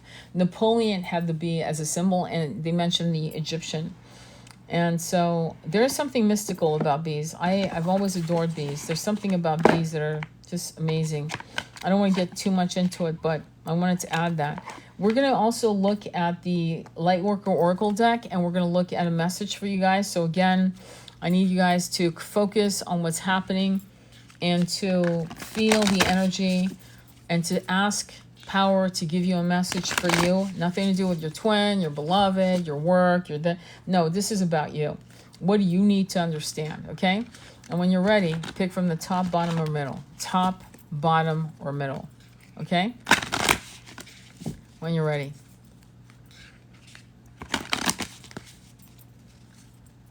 Top. I'm going to stop. Okay, the top. The bottom, top. Top. Okay, got it. Okay, I can't believe it. This is crazy. All right, we actually have this whole entire reading on my profile page. If you look, Dark Angel, number 16, right? No, actually, hang on. Sorry about that. It's actually number 30. 16 was the Dark Night of the Soul. This is 30, Dark Angel. So what the hell? I'll read it to you, because many of you may not have seen this particular post I did. But for us to keep having the Dark Angel and Dark Night of the Soul coming in, there's something about the collective consciousness that needs bolstering, right? So let me go ahead and read it to you, okay? Bear with me while I read. And then please share your comments as I'm reading, only because I want you to share what your thoughts are as I'm hitting certain sentences, okay? All right, so listen, I'm going to read, and I want you to just sit back and relax, okay? Let's begin. 30, Dark Angel. There is a sacred mystery within our experiences of darkness, which is the potential for healing that such experiences can bring.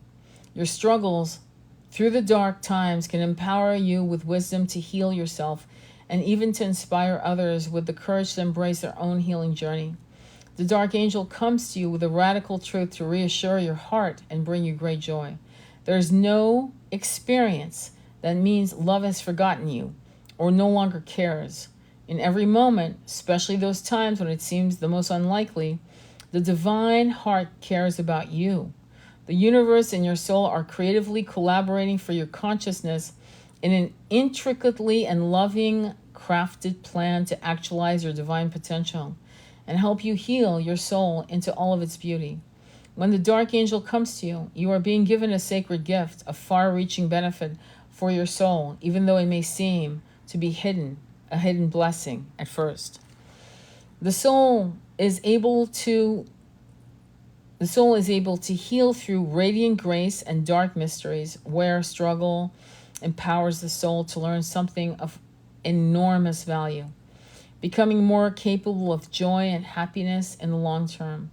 Through dark mystery, the soul learns that even if things don't seem to be working out according to the timing or the method that we believed were necessary, right? Good will prevail eventually. If a door closes in front of you, it is happening because it is the wrong door for you. Divine love will ensure that the right door opens at the right time. You may not know why, and you may find this hard to believe. Your mind may find it difficult to remain trusting in the light and not fall into doubt and fear. Yet the faith developed through such times will enhance your spiritual strength to rise rather than fall when your soul, and perhaps other souls too, need your confidence and optimism the most. When you encounter darkness in your life, how you respond to it will either undermine or accelerate your soul's progress. You can use your spiritual intelligence to make the darkness serve the light by choosing to strengthen your trust and faith in the face of challenge. You are spiritually advanced enough to be able to develop unconditional trust. This is the trust that burns brightest when you need to have faith. You will need faith to keep working toward your goal, even before there's any evidence that a good outcome will occur. Let me stop here for a minute. Did you hear that? Even before there's any evidence that a good outcome will occur. That's a big deal. Because the average human being does anything that is positive with the idea that if they do X, Y, and Z, a good outcome will occur. They will benefit from this deed. And that is not the premise of a good deed. The premise of a good deed is I do a good deed without accepting anything in return. That is when a good deed is a good deed, based on heart coherence, not egoic desires. I'm going to continue. Without unconditional trust, you might give up if things get tough, assuming that it is not meant to be, when actually you had to find the courage to continue.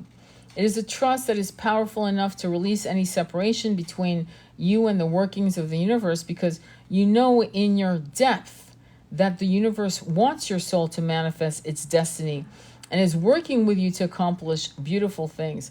If you think the universe is against you, you're barking up the wrong tree. You have to realize that the universe has got your back and that you are not alone. You have a whole bunch of light beings who are assigned to you, who actually also volunteered to be assigned to you, who are constantly walking beside you, energetically speaking, and they're present and they can hear you.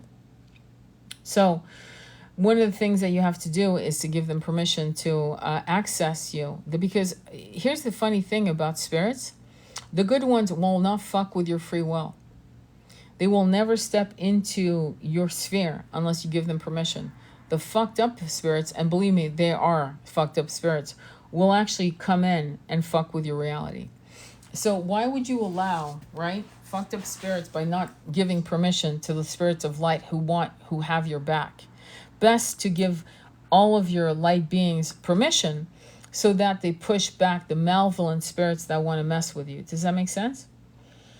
All right. Faith asks you to be willing to keep going until you manifest your divine light and destiny. You know that if you are asked to do some heavy lifting in your life's journey, it is because you are meant to have more strength in your soul. Perhaps this is so you can help guide and support other souls at a spiritual level by learning how to stabilize your own heart in trust, no matter what is happening around you. You learn to put more faith in love than fear. Your trust becomes increasingly unconditional. And in this process, you find the light even through the dark.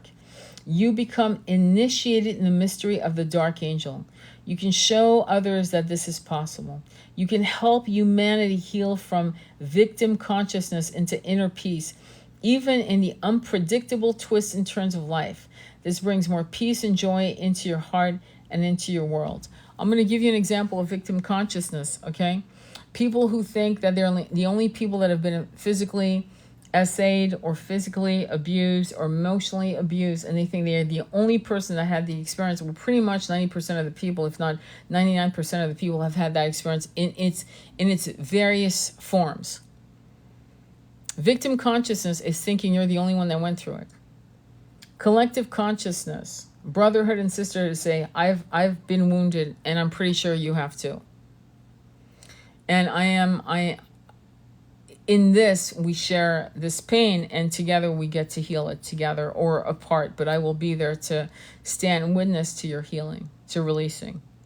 That's really important, because if you just sit in your victim consciousness of being, woe's me, I'm the one that was, blah, blah, blah. In fact, there was a client, I'm going to tell you straight up. There's a client, I mean, she blew my mind, okay? She blew my mind because she was hurt. I hope you have imagination here. By her father for many, many years. Do you get what I'm saying here? Hurt. And she got to a place where she forgave him. That blew my mind. Because she forgave her father. Completely. And I told her, you have done something that the average human being, and even above average human being, could never do in a million years. Because what was done to you was a massive betrayal of your root chakra, of all kinds of things, your heart chakra. And I said, you need to teach forgiveness, because you actually walk the talk. You actually know how to forgive, because you did it. And you forgave something that was massively near impossible to forgive. Does that make sense? So let me continue. And so before I continue, actually. So she moved out of victim consciousness, right?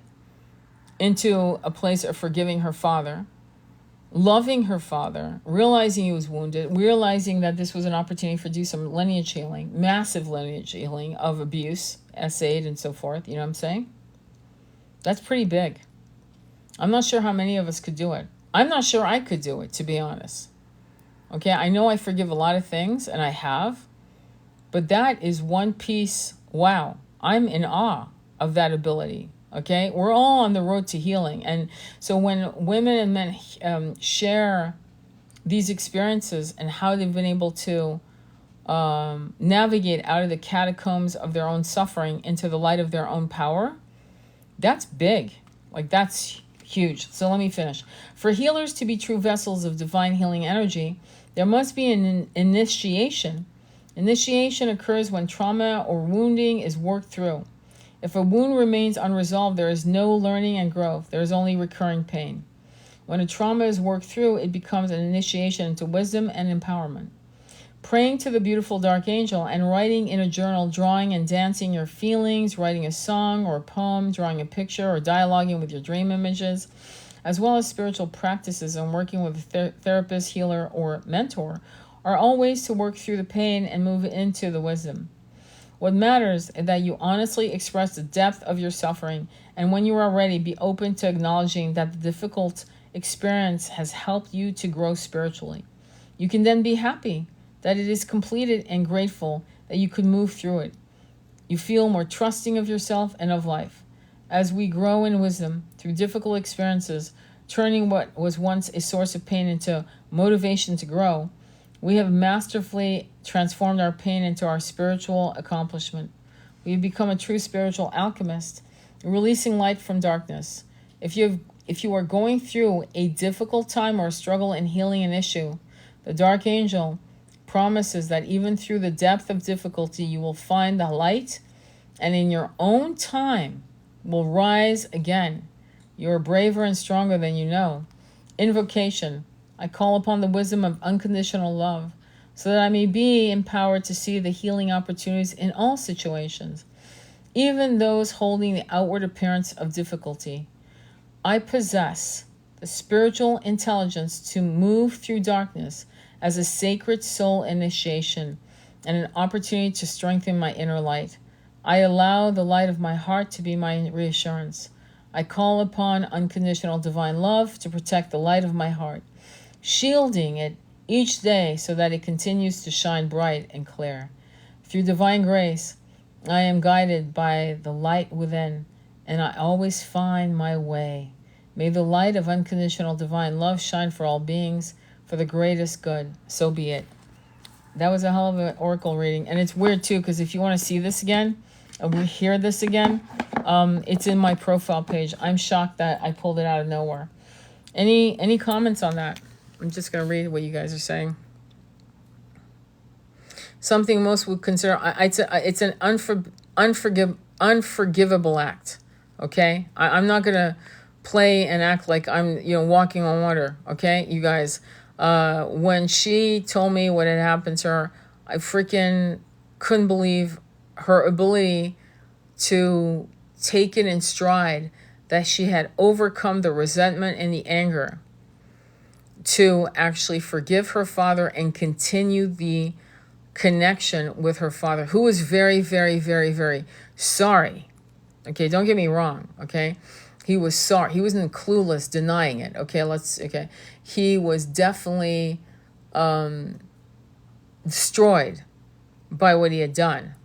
However, it was interesting to realize that as he broke down in humility to repair the damage he had done to his own little girl, his child, right?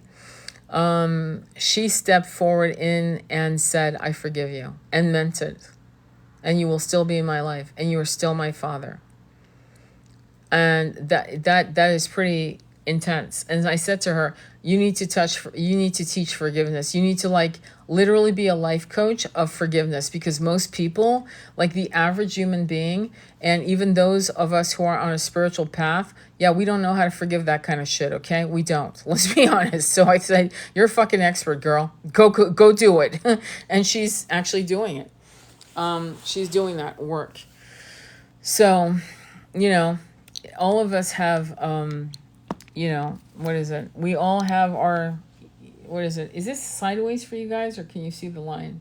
But anyway, all of us have our duty, in these life paths. And I can say that she actually hit her, all the things you can imagine that most people could never overcome, she did it already. So now all she has to do now is spread the joy of forgiving the unforgivable. For real. I wrote about it in my book, but it was never like this. In my book, if you read my book, Recall, which is based on a true story on a past life that I had, I did write about I'm fascinated by forgiving the unforgivable. I'm big on that because I know that that's the key to ascension. But it wasn't that, okay? It was pretty bad, don't get me wrong, but it wasn't that. You know what I mean? So you may want to look at what you're not able to let go.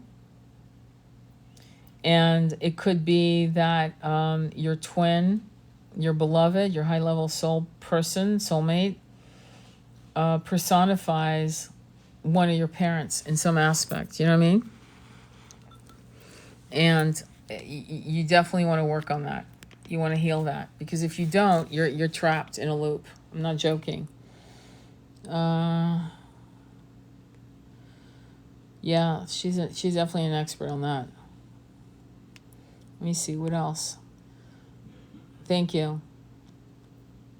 He is both. Yeah. That is seriously deep healing. Let me see what else. Yeah, do it from love, not for love. Excellent. Very good, Rebecca. I had some necessary doors closed recently, but I can't think of... Yeah. Oh, you're saying, I recognize your voice, but I can't think of from where for sure. It's very possible that it's from where I used to work as a psychic. Okay? To be honest. It's very possible. One never knows. It could be that. Because, but then again, you could have come across my YouTube channel too. So anyway, let me see. What else? There's so much that I can share with you, but I think I'd like to share what you guys are thinking about what as you're going through this conversation that we're having. This unfortunately is one-sided about healing. What do you guys want to share so I can read it? Because I'm still like blown away by her. I'm gonna do another oracle reading. I'm gonna do a couple before we break away. And I'm not sure if I'm going to upload this one on YouTube, honestly, because, I usually upload things that I feel are very, very significant on a live. So, like, if you're looking for that one, you may not find it, honestly, because I'm not sure if this is worthy of me uploading it, because we're kind of fucking around and kicking tires. But let me go ahead and do another card reading and tell me what you want to pick.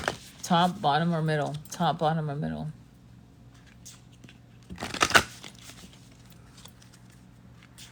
Or you're listening while at the gym, Yessie. You're so cute. Yessie got my book, Recall, by the way.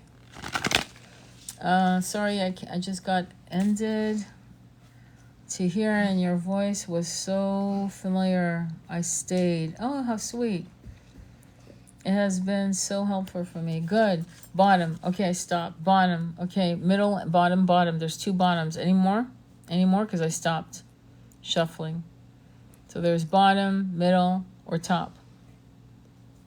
Choosing? Okay, I'm going to go with bottom. 29, healing. And 29, okay, let me show you the card. It's really beautiful. 29 is healing. Healing, by the way, 29 is 11. 11 in Kabbalah numerology is the muzzle line. So even though, speaking of which... You can't make this shit up, I swear to God.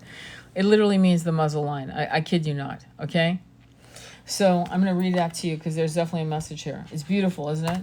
It's the ocean, it's the horizon, it's absolutely gorgeous. Okay, let me read. And if I sound tired, it's not personal. All right, so listen. 29, which is 11, muzzle line, right? Here we have the drum of the line. It's not muzzled. Peace. 29, healing, peace. Accept life as it brings peace and healing. You can start to heal yourself and our planet through acceptance. Acceptance does not mean giving up on improving things. It simply means acknowledging there may be a higher purpose even though we do not see it. Peace is possible now, whatever your circumstances. Peace will never be any more or less possible than it is now. Life will continue its course, driven by a will higher than our own will. Little we do will ever change that. And yet when we change our perception of our circumstances and surroundings, it makes a difference. So the concept, and I spoke about it in the last live yesterday, was make fear your ally and death your advisor. And what that means is if you're afraid of something, I repeat myself on certain lives because I know how the human brain works. And so fear is going to either be your jailer or your ally. And so if you're afraid of something, you want to jump into space and land on your feet. And one of the things, the mantras, it's not a mantra, but it's an affirmation. I used to say, I still do actually. I used to say, I jump into space, I always land on my feet.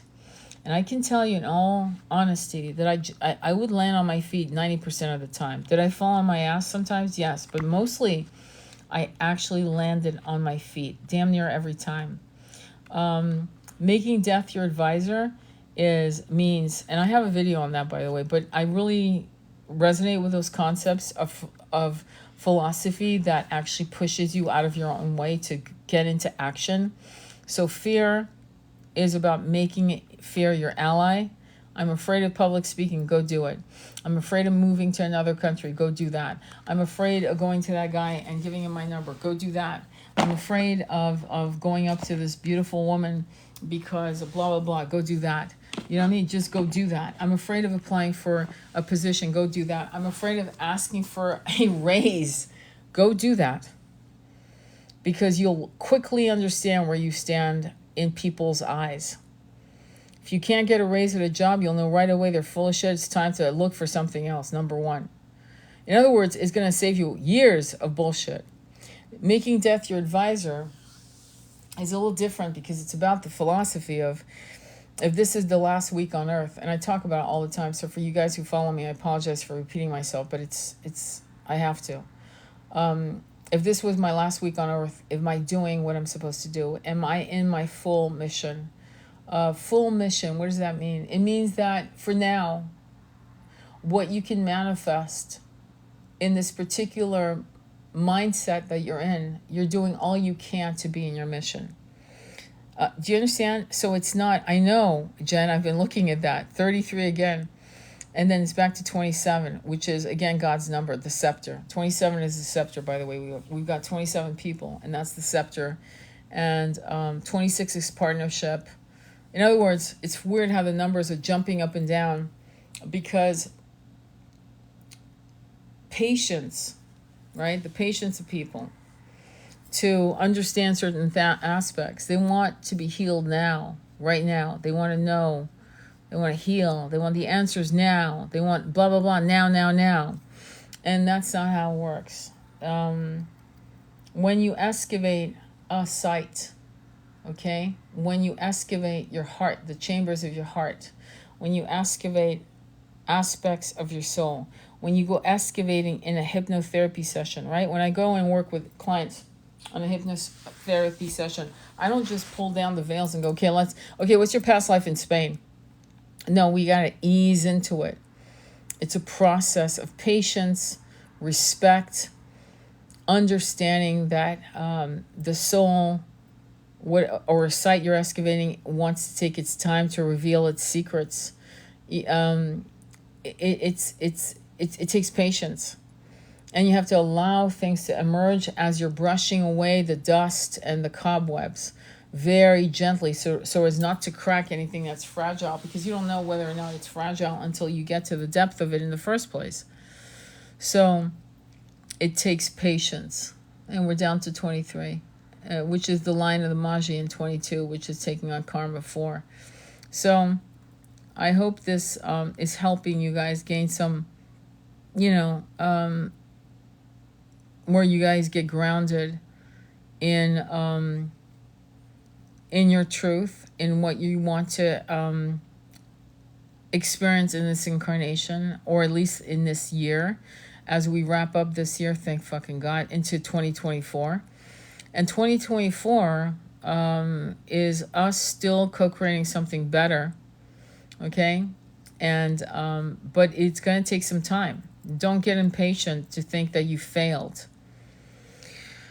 And I did a video on the broken, divine, masculine, and it's on YouTube. And I highly recommend you watch that, because it's going to put you into an understanding of what we're dealing with the divine masculine, the broken, wounded masculine, and what we need to do as feminines, and what the masculines need to do as well. And we need to also have incredible compassion for what the masculines are walking and experiencing, as well as having compassion for ourselves, but also being empathetic, like putting ourselves in their shoes, and hopefully getting them to such a place of alignment with their heart chakra that they can put themselves in your shoes. What an idea. Imagine that. So that they can see your perception as your truth and the truth, and then you can see what they're going through as their truth, and so forth. 2024 is our year. Yes, it is. It's co-creating all kinds of beautiful things. All kinds of beautiful things. So, let me see. I wonder how this bloody thing works, because I'd love to one day have, I don't. Sometimes I see lives. Hey, Anushka, it's good to see you. I'll see you tomorrow. Sometimes I see lives where you see 5 or 6 people all at once talking, and they take turns. I'd love to do that one day. We'll have to co-create that. What do you think? Where we invite all these people to talk about all kinds of fabulous, thoughts and philosophies and so forth. I saw 333 earlier too. Yeah, I'm seeing a lot. There's a lot of numbers you guys are going to be seeing like crazy. I love this. Sounds great. Need to go to bed. I know, me too. What time is it? Oh, bloody hell. You just have to pick the layout. Yes, you just have to. Exactly. So, anything that you guys want to share? What books are you reading? What do you want to share that you think would really help the collective? And I bet you how much that there's only maybe 3 men on this live. I bet you how much it's mostly females. Bet you how much. Yes, you have to pick the layout. Me too, Lil. Yeah, we all have to go to sleep. Yeah, especially you two. Also, number 69 for weeks now. 69. Well, that's the number 9. It's also the number 15, which is magician, which is co-creating with the universe, which is back to 6. So, yeah, if I could invite all a panel of, twin flames, star seeds, it doesn't matter, right? And just talk about the ascension issues that we're having, what's going on throughout the planet. And we had a really broad conversation because what I'm finding, I found a really cool live. I'm trying to remember her name. Her name is Nancy Navarra. And she's a Palestinian woman. She's a descendant of the Palestinian. Her family lineage hails from Palestine, and she was having an amazing connection with what's happening with Gaza, what's happening to her people, and also a spiritual understanding of what's happening globally and what we should be doing. We should do that tomorrow. It's gonna be late though when I do it because I have a lot of clients tomorrow. Like I push all the clients for tomorrow. She's awesome, beautiful soul, and very open spiritual. She's very open spiritual. She's very, very beautiful. But I can do it tomorrow if we do it tomorrow at saying 8 o'clock more like 8:30-ish my time. And just remind me so I can put it in my calendar and then we could do it. And then Anushka, you should be sleeping. So should you, Andromeda. You guys are up and it is in the middle of the night. So I'm going to recommend that you guys work on your chakras. You work on chanting and so forth. Maybe even take a shower, maybe even take a bath and just sit and chant and transmute energy. It's 5:30 a.m. No shit, I know. So you may want to work on that. Can't sleep, am triggered. I understand that. So use water as a way to soothe yourself. You know what I mean? And even if it's just taking a shower and sitting on the bottom of the tub and then chanting a mantra and visualizing what you want to experience, or just chanting to empty the monkey mind out. That would be a good way to start transmuting. Chanting Om Shreem, showering today, haven't showered in 3 days. Well, I hope you're meditating in at least every day. You know what I mean? Thank you, we'll do that. Yeah, absolutely. Yes, water. Water is the most incredible conduit. Water is incredible. I mean, I wish we understood the power of water. And if I were going to spend $20,000 on anything, it wouldn't be a kitchen, it would be a bathroom. With a sauna, Japanese-looking sauna, with a incredible bathtub that could fit 4 men. And and I've had a bathtub like that when I lived up in Middleburg. I lived up there in the Northeast, and I had a huge window overlooking a snow-covered meadow, and I would see deers. I would see literally deers. I'm not kidding, crossing that area, like deers of 6 to 12 deers at once, and I'd be in my bathtub with all my bubble bath and all that crap, and which was fun. And I remember once my twin and I were taking a bath together, and it was we were paying $650 a month for that rent, just so you guys know. It was not a luxury house. I could tell you stories about that place, and I remember him running out naked and throwing himself in the snow. Literally, there was a mark of his body in the snow, and then running back in the hot tub. And just, you can't have fun like that until you set up your house to be open to that. You know what I'm saying? And but I would take baths every day, okay? Because that's all we had was a bath with a shower holder, you know? And and I love bathrooms that have windows where the bathtub overlooks a window that looks out. If it doesn't have that, I'm like, how the fuck can we figure out how to cut a window out, you know? So that that we can look at nature, the moon and so forth, and the movement of the sky. It's pretty beautiful. Me and my twin took baths together too. Yes. And it's there's something about it, my friends, and even baths alone, you know. We don't understand the importance of communing and connecting with water and writing poetry and having one of those bath trays and all of that. I think, honestly, I love kitchens. I love to cook. Believe me, I love it. But if I were to choose between what I wanted to redecorate, it'd be a bathroom. My bath has a skylight above. I love watching the sky. That must be extraordinary, especially when the moon hits it and the stars. That's very, very, very healing. Yeah, there's certain things that you want to like pony up the cash for, you know? Like if you own your house, like set up a bathroom like that just, you walk in, you go, holy fuck, yes. You know what I mean? So, what else would I say to you? I'm looking to fast. I don't know how many of you want to join. I'm looking to fast starting, and believe me, I say this with a heavy heart, but I know I have to do it, on Saturday. And my goal is to go from Saturday to Saturday, but I can't promise it. I could do 3 days. I'm not sure. You never know with this fasting. Yes, I would join with the fast. Okay, so the fast is going to be vegetable juices. It's going to be, I love that you love fasting. I personally don't. I used to, but something broke in me, so I need to like recreate it.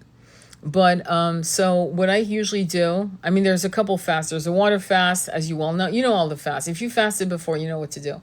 But the fast that I'm going to go on, so that you guys know, is going to be ginger and water fast, right? So I'm going to do that. But also a celery fast, you know what I'm saying? In other words, through the juicer with celery. And I'm all about juicing right now. I can do 3 days overactive thyroid, so I have to tone it down. Absolutely understand. And you can also work on, so if I were you, I would just do it. Anushka and Andromeda, you guys should follow each other. Just so you know. I'm just letting you guys know.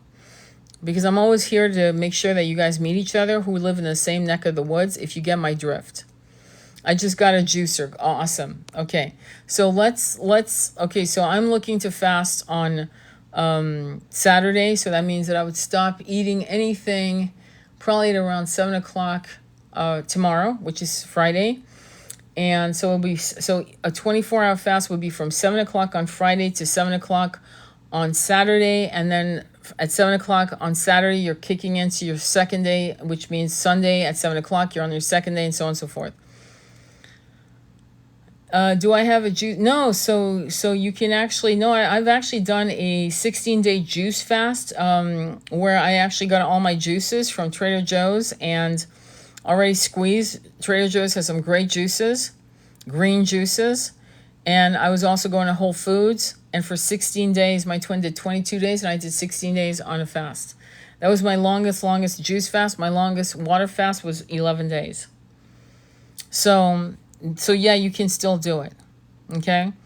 The reason I'm doing celery and so forth and beet juice and so forth is to clean out, I want to, clean myself out, okay? So it's a yes, Zale. You can still join if you want to, okay? And that's going to be very interesting because if we all move into the New Year fasting instead of drinking champagne, which, I'm a fan, but, whatever. It would be nice to move into a beautiful juice fast and in a consciousness of clarity and cleaning some stuff in us. And also when you fast, there's a spiritual awakening that there's a triggering. Okay, I remember when I was on my 13th day on fasting with vegetable juice, I was like, fuck, I was becoming very transcendental on the concept of eating. And then of course my body betrayed me and I got so hungry I couldn't hold on. But I remember doing my 11-day fast on water, which was, it had ginger juice in it, ginger, to make a ginger water. And on the 10th day, everything was glimmering like I was on some kind of bufo, like frog medicine, like everything. I remember calling my twin going, everything's so transcendental and glimmery. Everything was glimmery. And it was amazing. So yes, cleaning. Oh, so beautiful plan. I'm glad you like it. I absolutely love this. Cleaning our crown chakra, absolutely. And we can report. It's not about losing weight. Don't weigh yourself. Fuck that. We're not doing it to lose weight. We're doing it to clear energy, to get more empowered in our intention, and to manifest what we want to experience. And if you break your fast on the 1st or 2nd, that's all good. Okay. So the 30th, 31st, the 1st, that's a 3-day fast. You're good to go. And we can start, I'll do lives every day and we can just check in and go, how you doing? I'm fucking starving. Okay, well, keep going. You know what I mean? The main thing is drink lots and lots and lots of water. I don't have to tell you that, but I better. I don't want you to do a dry fast. Don't do that, okay? Not this one, okay? Don't do a dry fast. Do a nice, unctuous, beautiful fast. And get as many teas as you can. Burdock root, nettle, dandelion, right? All of that is for the kidneys, the liver. And then if you don't have high blood pressure, alkaline water, thank you. Alkaline water, Jen says. And if you don't have high blood pressure, you can actually use licorice tea to sweeten, right? Licorice root to sweeten, which I'm going to do because I have low blood pressure. But if you have high blood pressure, do not do that. If you have high blood pressure, go ahead and use fennel to sweeten your tea. You can use fennel, you can use hibiscus. You can do a mixture of multiple teas. Let it steep for like 15, 20 minutes, and then drink your pot, okay? And you may want to set that up, tomorrow, like a huge pot of tea, and then do that. And yeah, that's it. And then whatever you decide to juice is your business. You need apples, you need this, that, and the other. It's all good. If you want to add lemons to your water, or lime, it's up to you. Okay, so it looks like, how many people are joining? Because we're going to start tomorrow. How many people are joining? Is tomorrow the day? Hang on. What's tomorrow? The 29th? Actually, you guys are going to start on Saturday, right? Okay, I'm probably going to start tomorrow. Me. Okay, cool. Lemon water is what I drink. Okay, yeah, but me too, actually. I drink lemon. I'm joining. Okay, so we're going to start. So officially we start Saturday, right? Saturday, Sunday, Monday, right? The 1st. That's 3 days. You're walking right into the 2024 with a lot of power, okay? Meanwhile, me, I think I might just kick it in tomorrow only because I'm doing it for multiple reasons. I'll let you know. But I'm definitely starting on Saturday. And my twin's starting. He fasts like... He's fasted for like, he does fast like you wouldn't believe, like 9-day fast, like without, and he does dry fast too, which is insane. But, he's very good at that. I'm in. Okay, cool. Anybody else that's in? I know, even if you do 1-day fast, 1 day of fasting, it would be great. It would really change your consciousness, believe me. I will. Okay, Tracy, you're in. All right, so we'll check in. So, okay, I'm committing. So what I'm going to say is that by, I don't know what time it is right now. I can't move the thing, but, because if I do, you'll be cut off. I'll do tomorrow to Sunday. Okay, perfect. That's excellent. But if you're going to drink, like try not to drink alcohol on the 1st, okay? Try not to do that, if you don't mind. Try to keep it away from you. Okay, I'm going to fast at least up to my sound bath on Wednesday. Wow. Yeah, I need to try to do a week because the concept of fasting, if you're fasting with water, is that it takes 7 days for any ills to heal. It takes 7 days, typically. So for me, because I'm having some issues, it's going to be important for me to try to fast for as long as I can. As long as I can. And I am not one person who can cook for the family and fast. I'm not that woman. I'm going to fast. Okay. It's talking about a juice fast. Yeah. Okay. All right. Anything else you guys want to share about the fast, the intention to the fast, the intention to the new year? Okay. Okay, so I need to upload this then. It really isn't that great of a... Today's live was okay. It was nothing exciting. Good luck, you guys. Absolutely, breakfast blend. Absolutely. Not everyone can fast, let's be honest. But even if you did an intermittent fast of like 12 hours to 16 hours, that could actually change your consciousness. Okay, I will. I'll upload it, even though I'll upload it. But please try to look at the broken masculine I did the video on. Sometimes the mundane is the most meaningful. Okay, well, I'll take your word for it. Fast forward to a lot of the stuff. The oracle readings were good. Let me see, 28 people. So what else can I tell you that's important?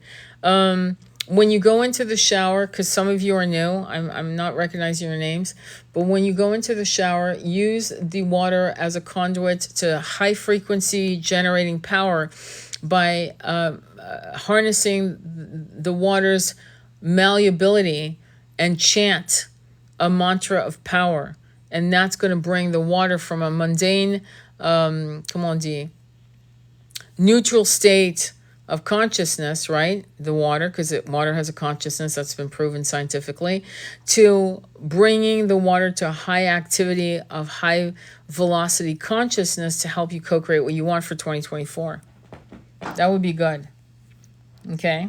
Thank you, Star, for the rose. I really appreciate that. It's very kind. All right? So taking a bath when you're depressed, that's not a good idea. Go and lay down on Pachamama, Gaia, when you're depressed. I say that all the time. There's a couple of things I repeat myself, and again, for you who know me, I'm sorry if that's like, oh shit, here she goes again. But, so I think I'm going to finish off with one more oracle reading. I do want to do it from the Mary Magdalena. I hope... I haven't seen men in this reading so far. I'm not seeing a lot of masculine energy. So let's see what comes. That should be funny. After me saying that, let's see what happens.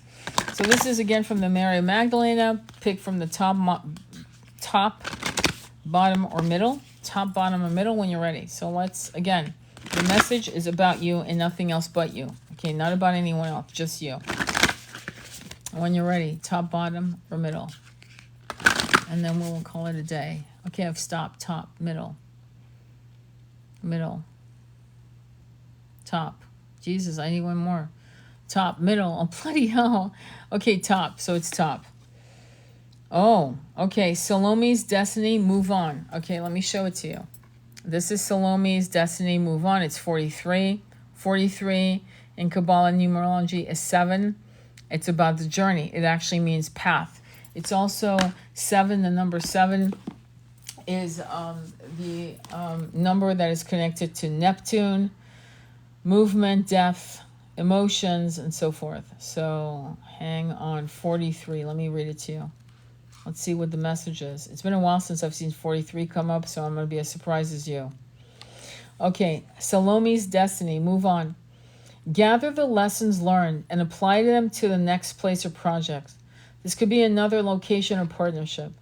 Mary Salome was with Mary of Magdalena on the boat that arrived to Saint-Marie-de-la-Mer in southern France.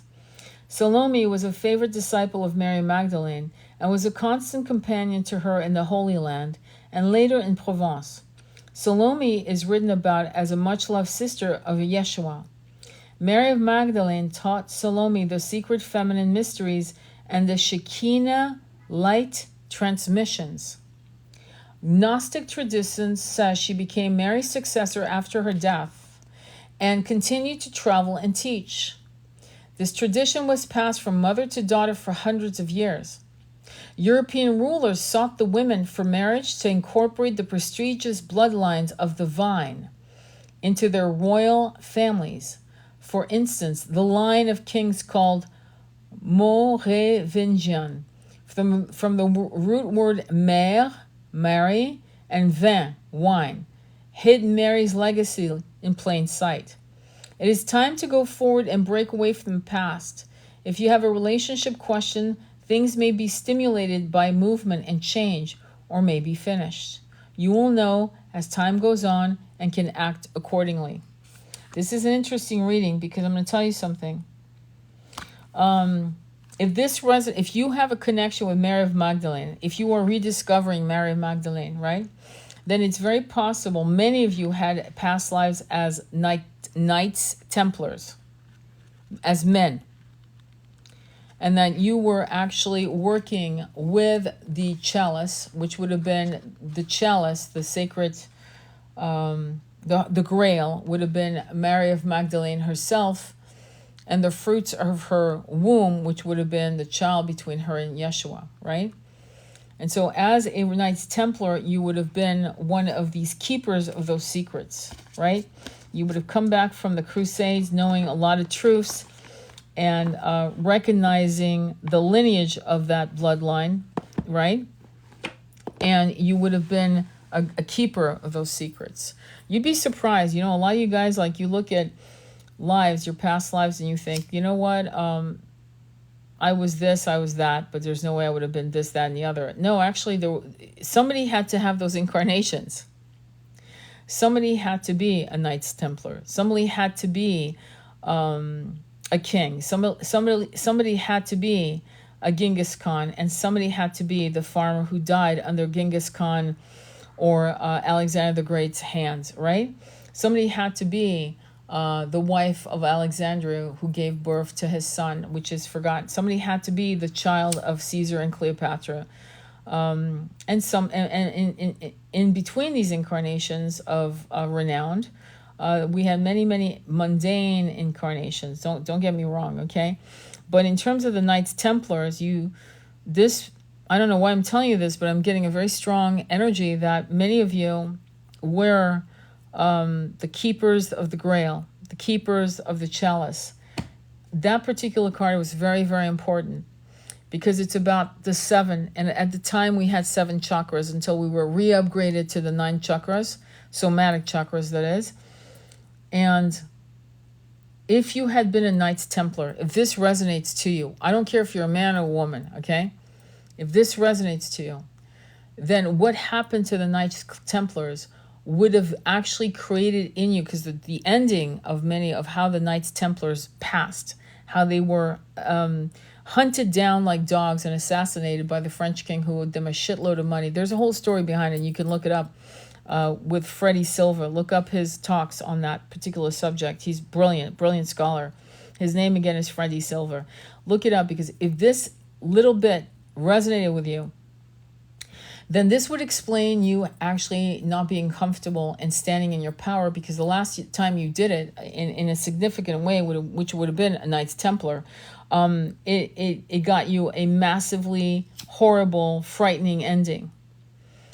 And that would have been a samskara, aka impression, that would have followed you for, another, let me see, hang on. It would have followed you for another, hang on, I'm trying to, almost 1,000 years, if not longer, 1,300 years. You see what I'm saying? And that's not a small thing. And that would have muzzled you. Remember, one of the cards we had was the muzzle lion? Remember that? Okay. So the good news is that for some of you, you guys are lions. The bad news is that you're muzzled. So look into some of these things. If you decide to look at this live, I will upload it to respect some of you who want to look at it again.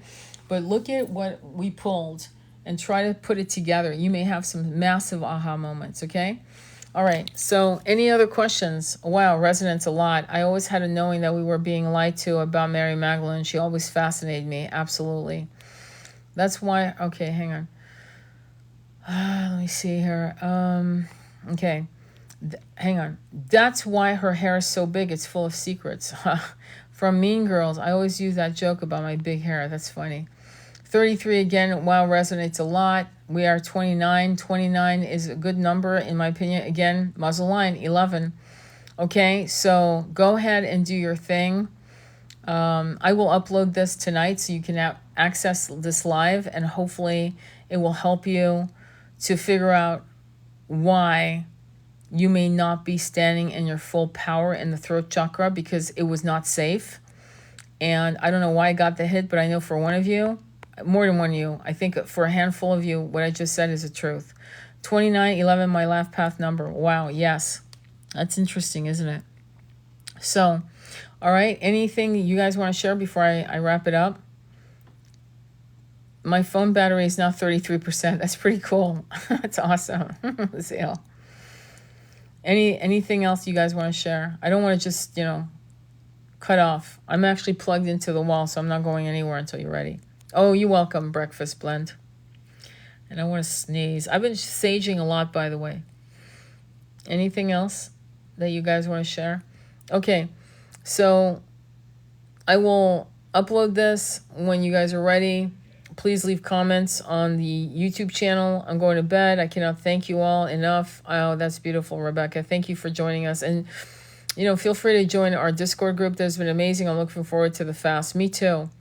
I'm really looking forward to the fast. I'm so glad I've met many of my sisters on this, and I'm so grateful to Jen and Rachel and Tony and Andromeda, and I hope to meet more of you in our tribe.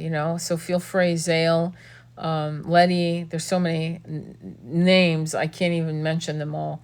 So it'll be uploaded in the next probably hour and a half, so forth, and we'll go from there, okay? And I just want to thank you so much, and I love this group too. I feel very blessed. I'm going to start crying. Fuck this. Stop it, Letty. Anyway, all right, sending you much love. Take care of yourselves. I'll talk to you soon. Namaste. Be well.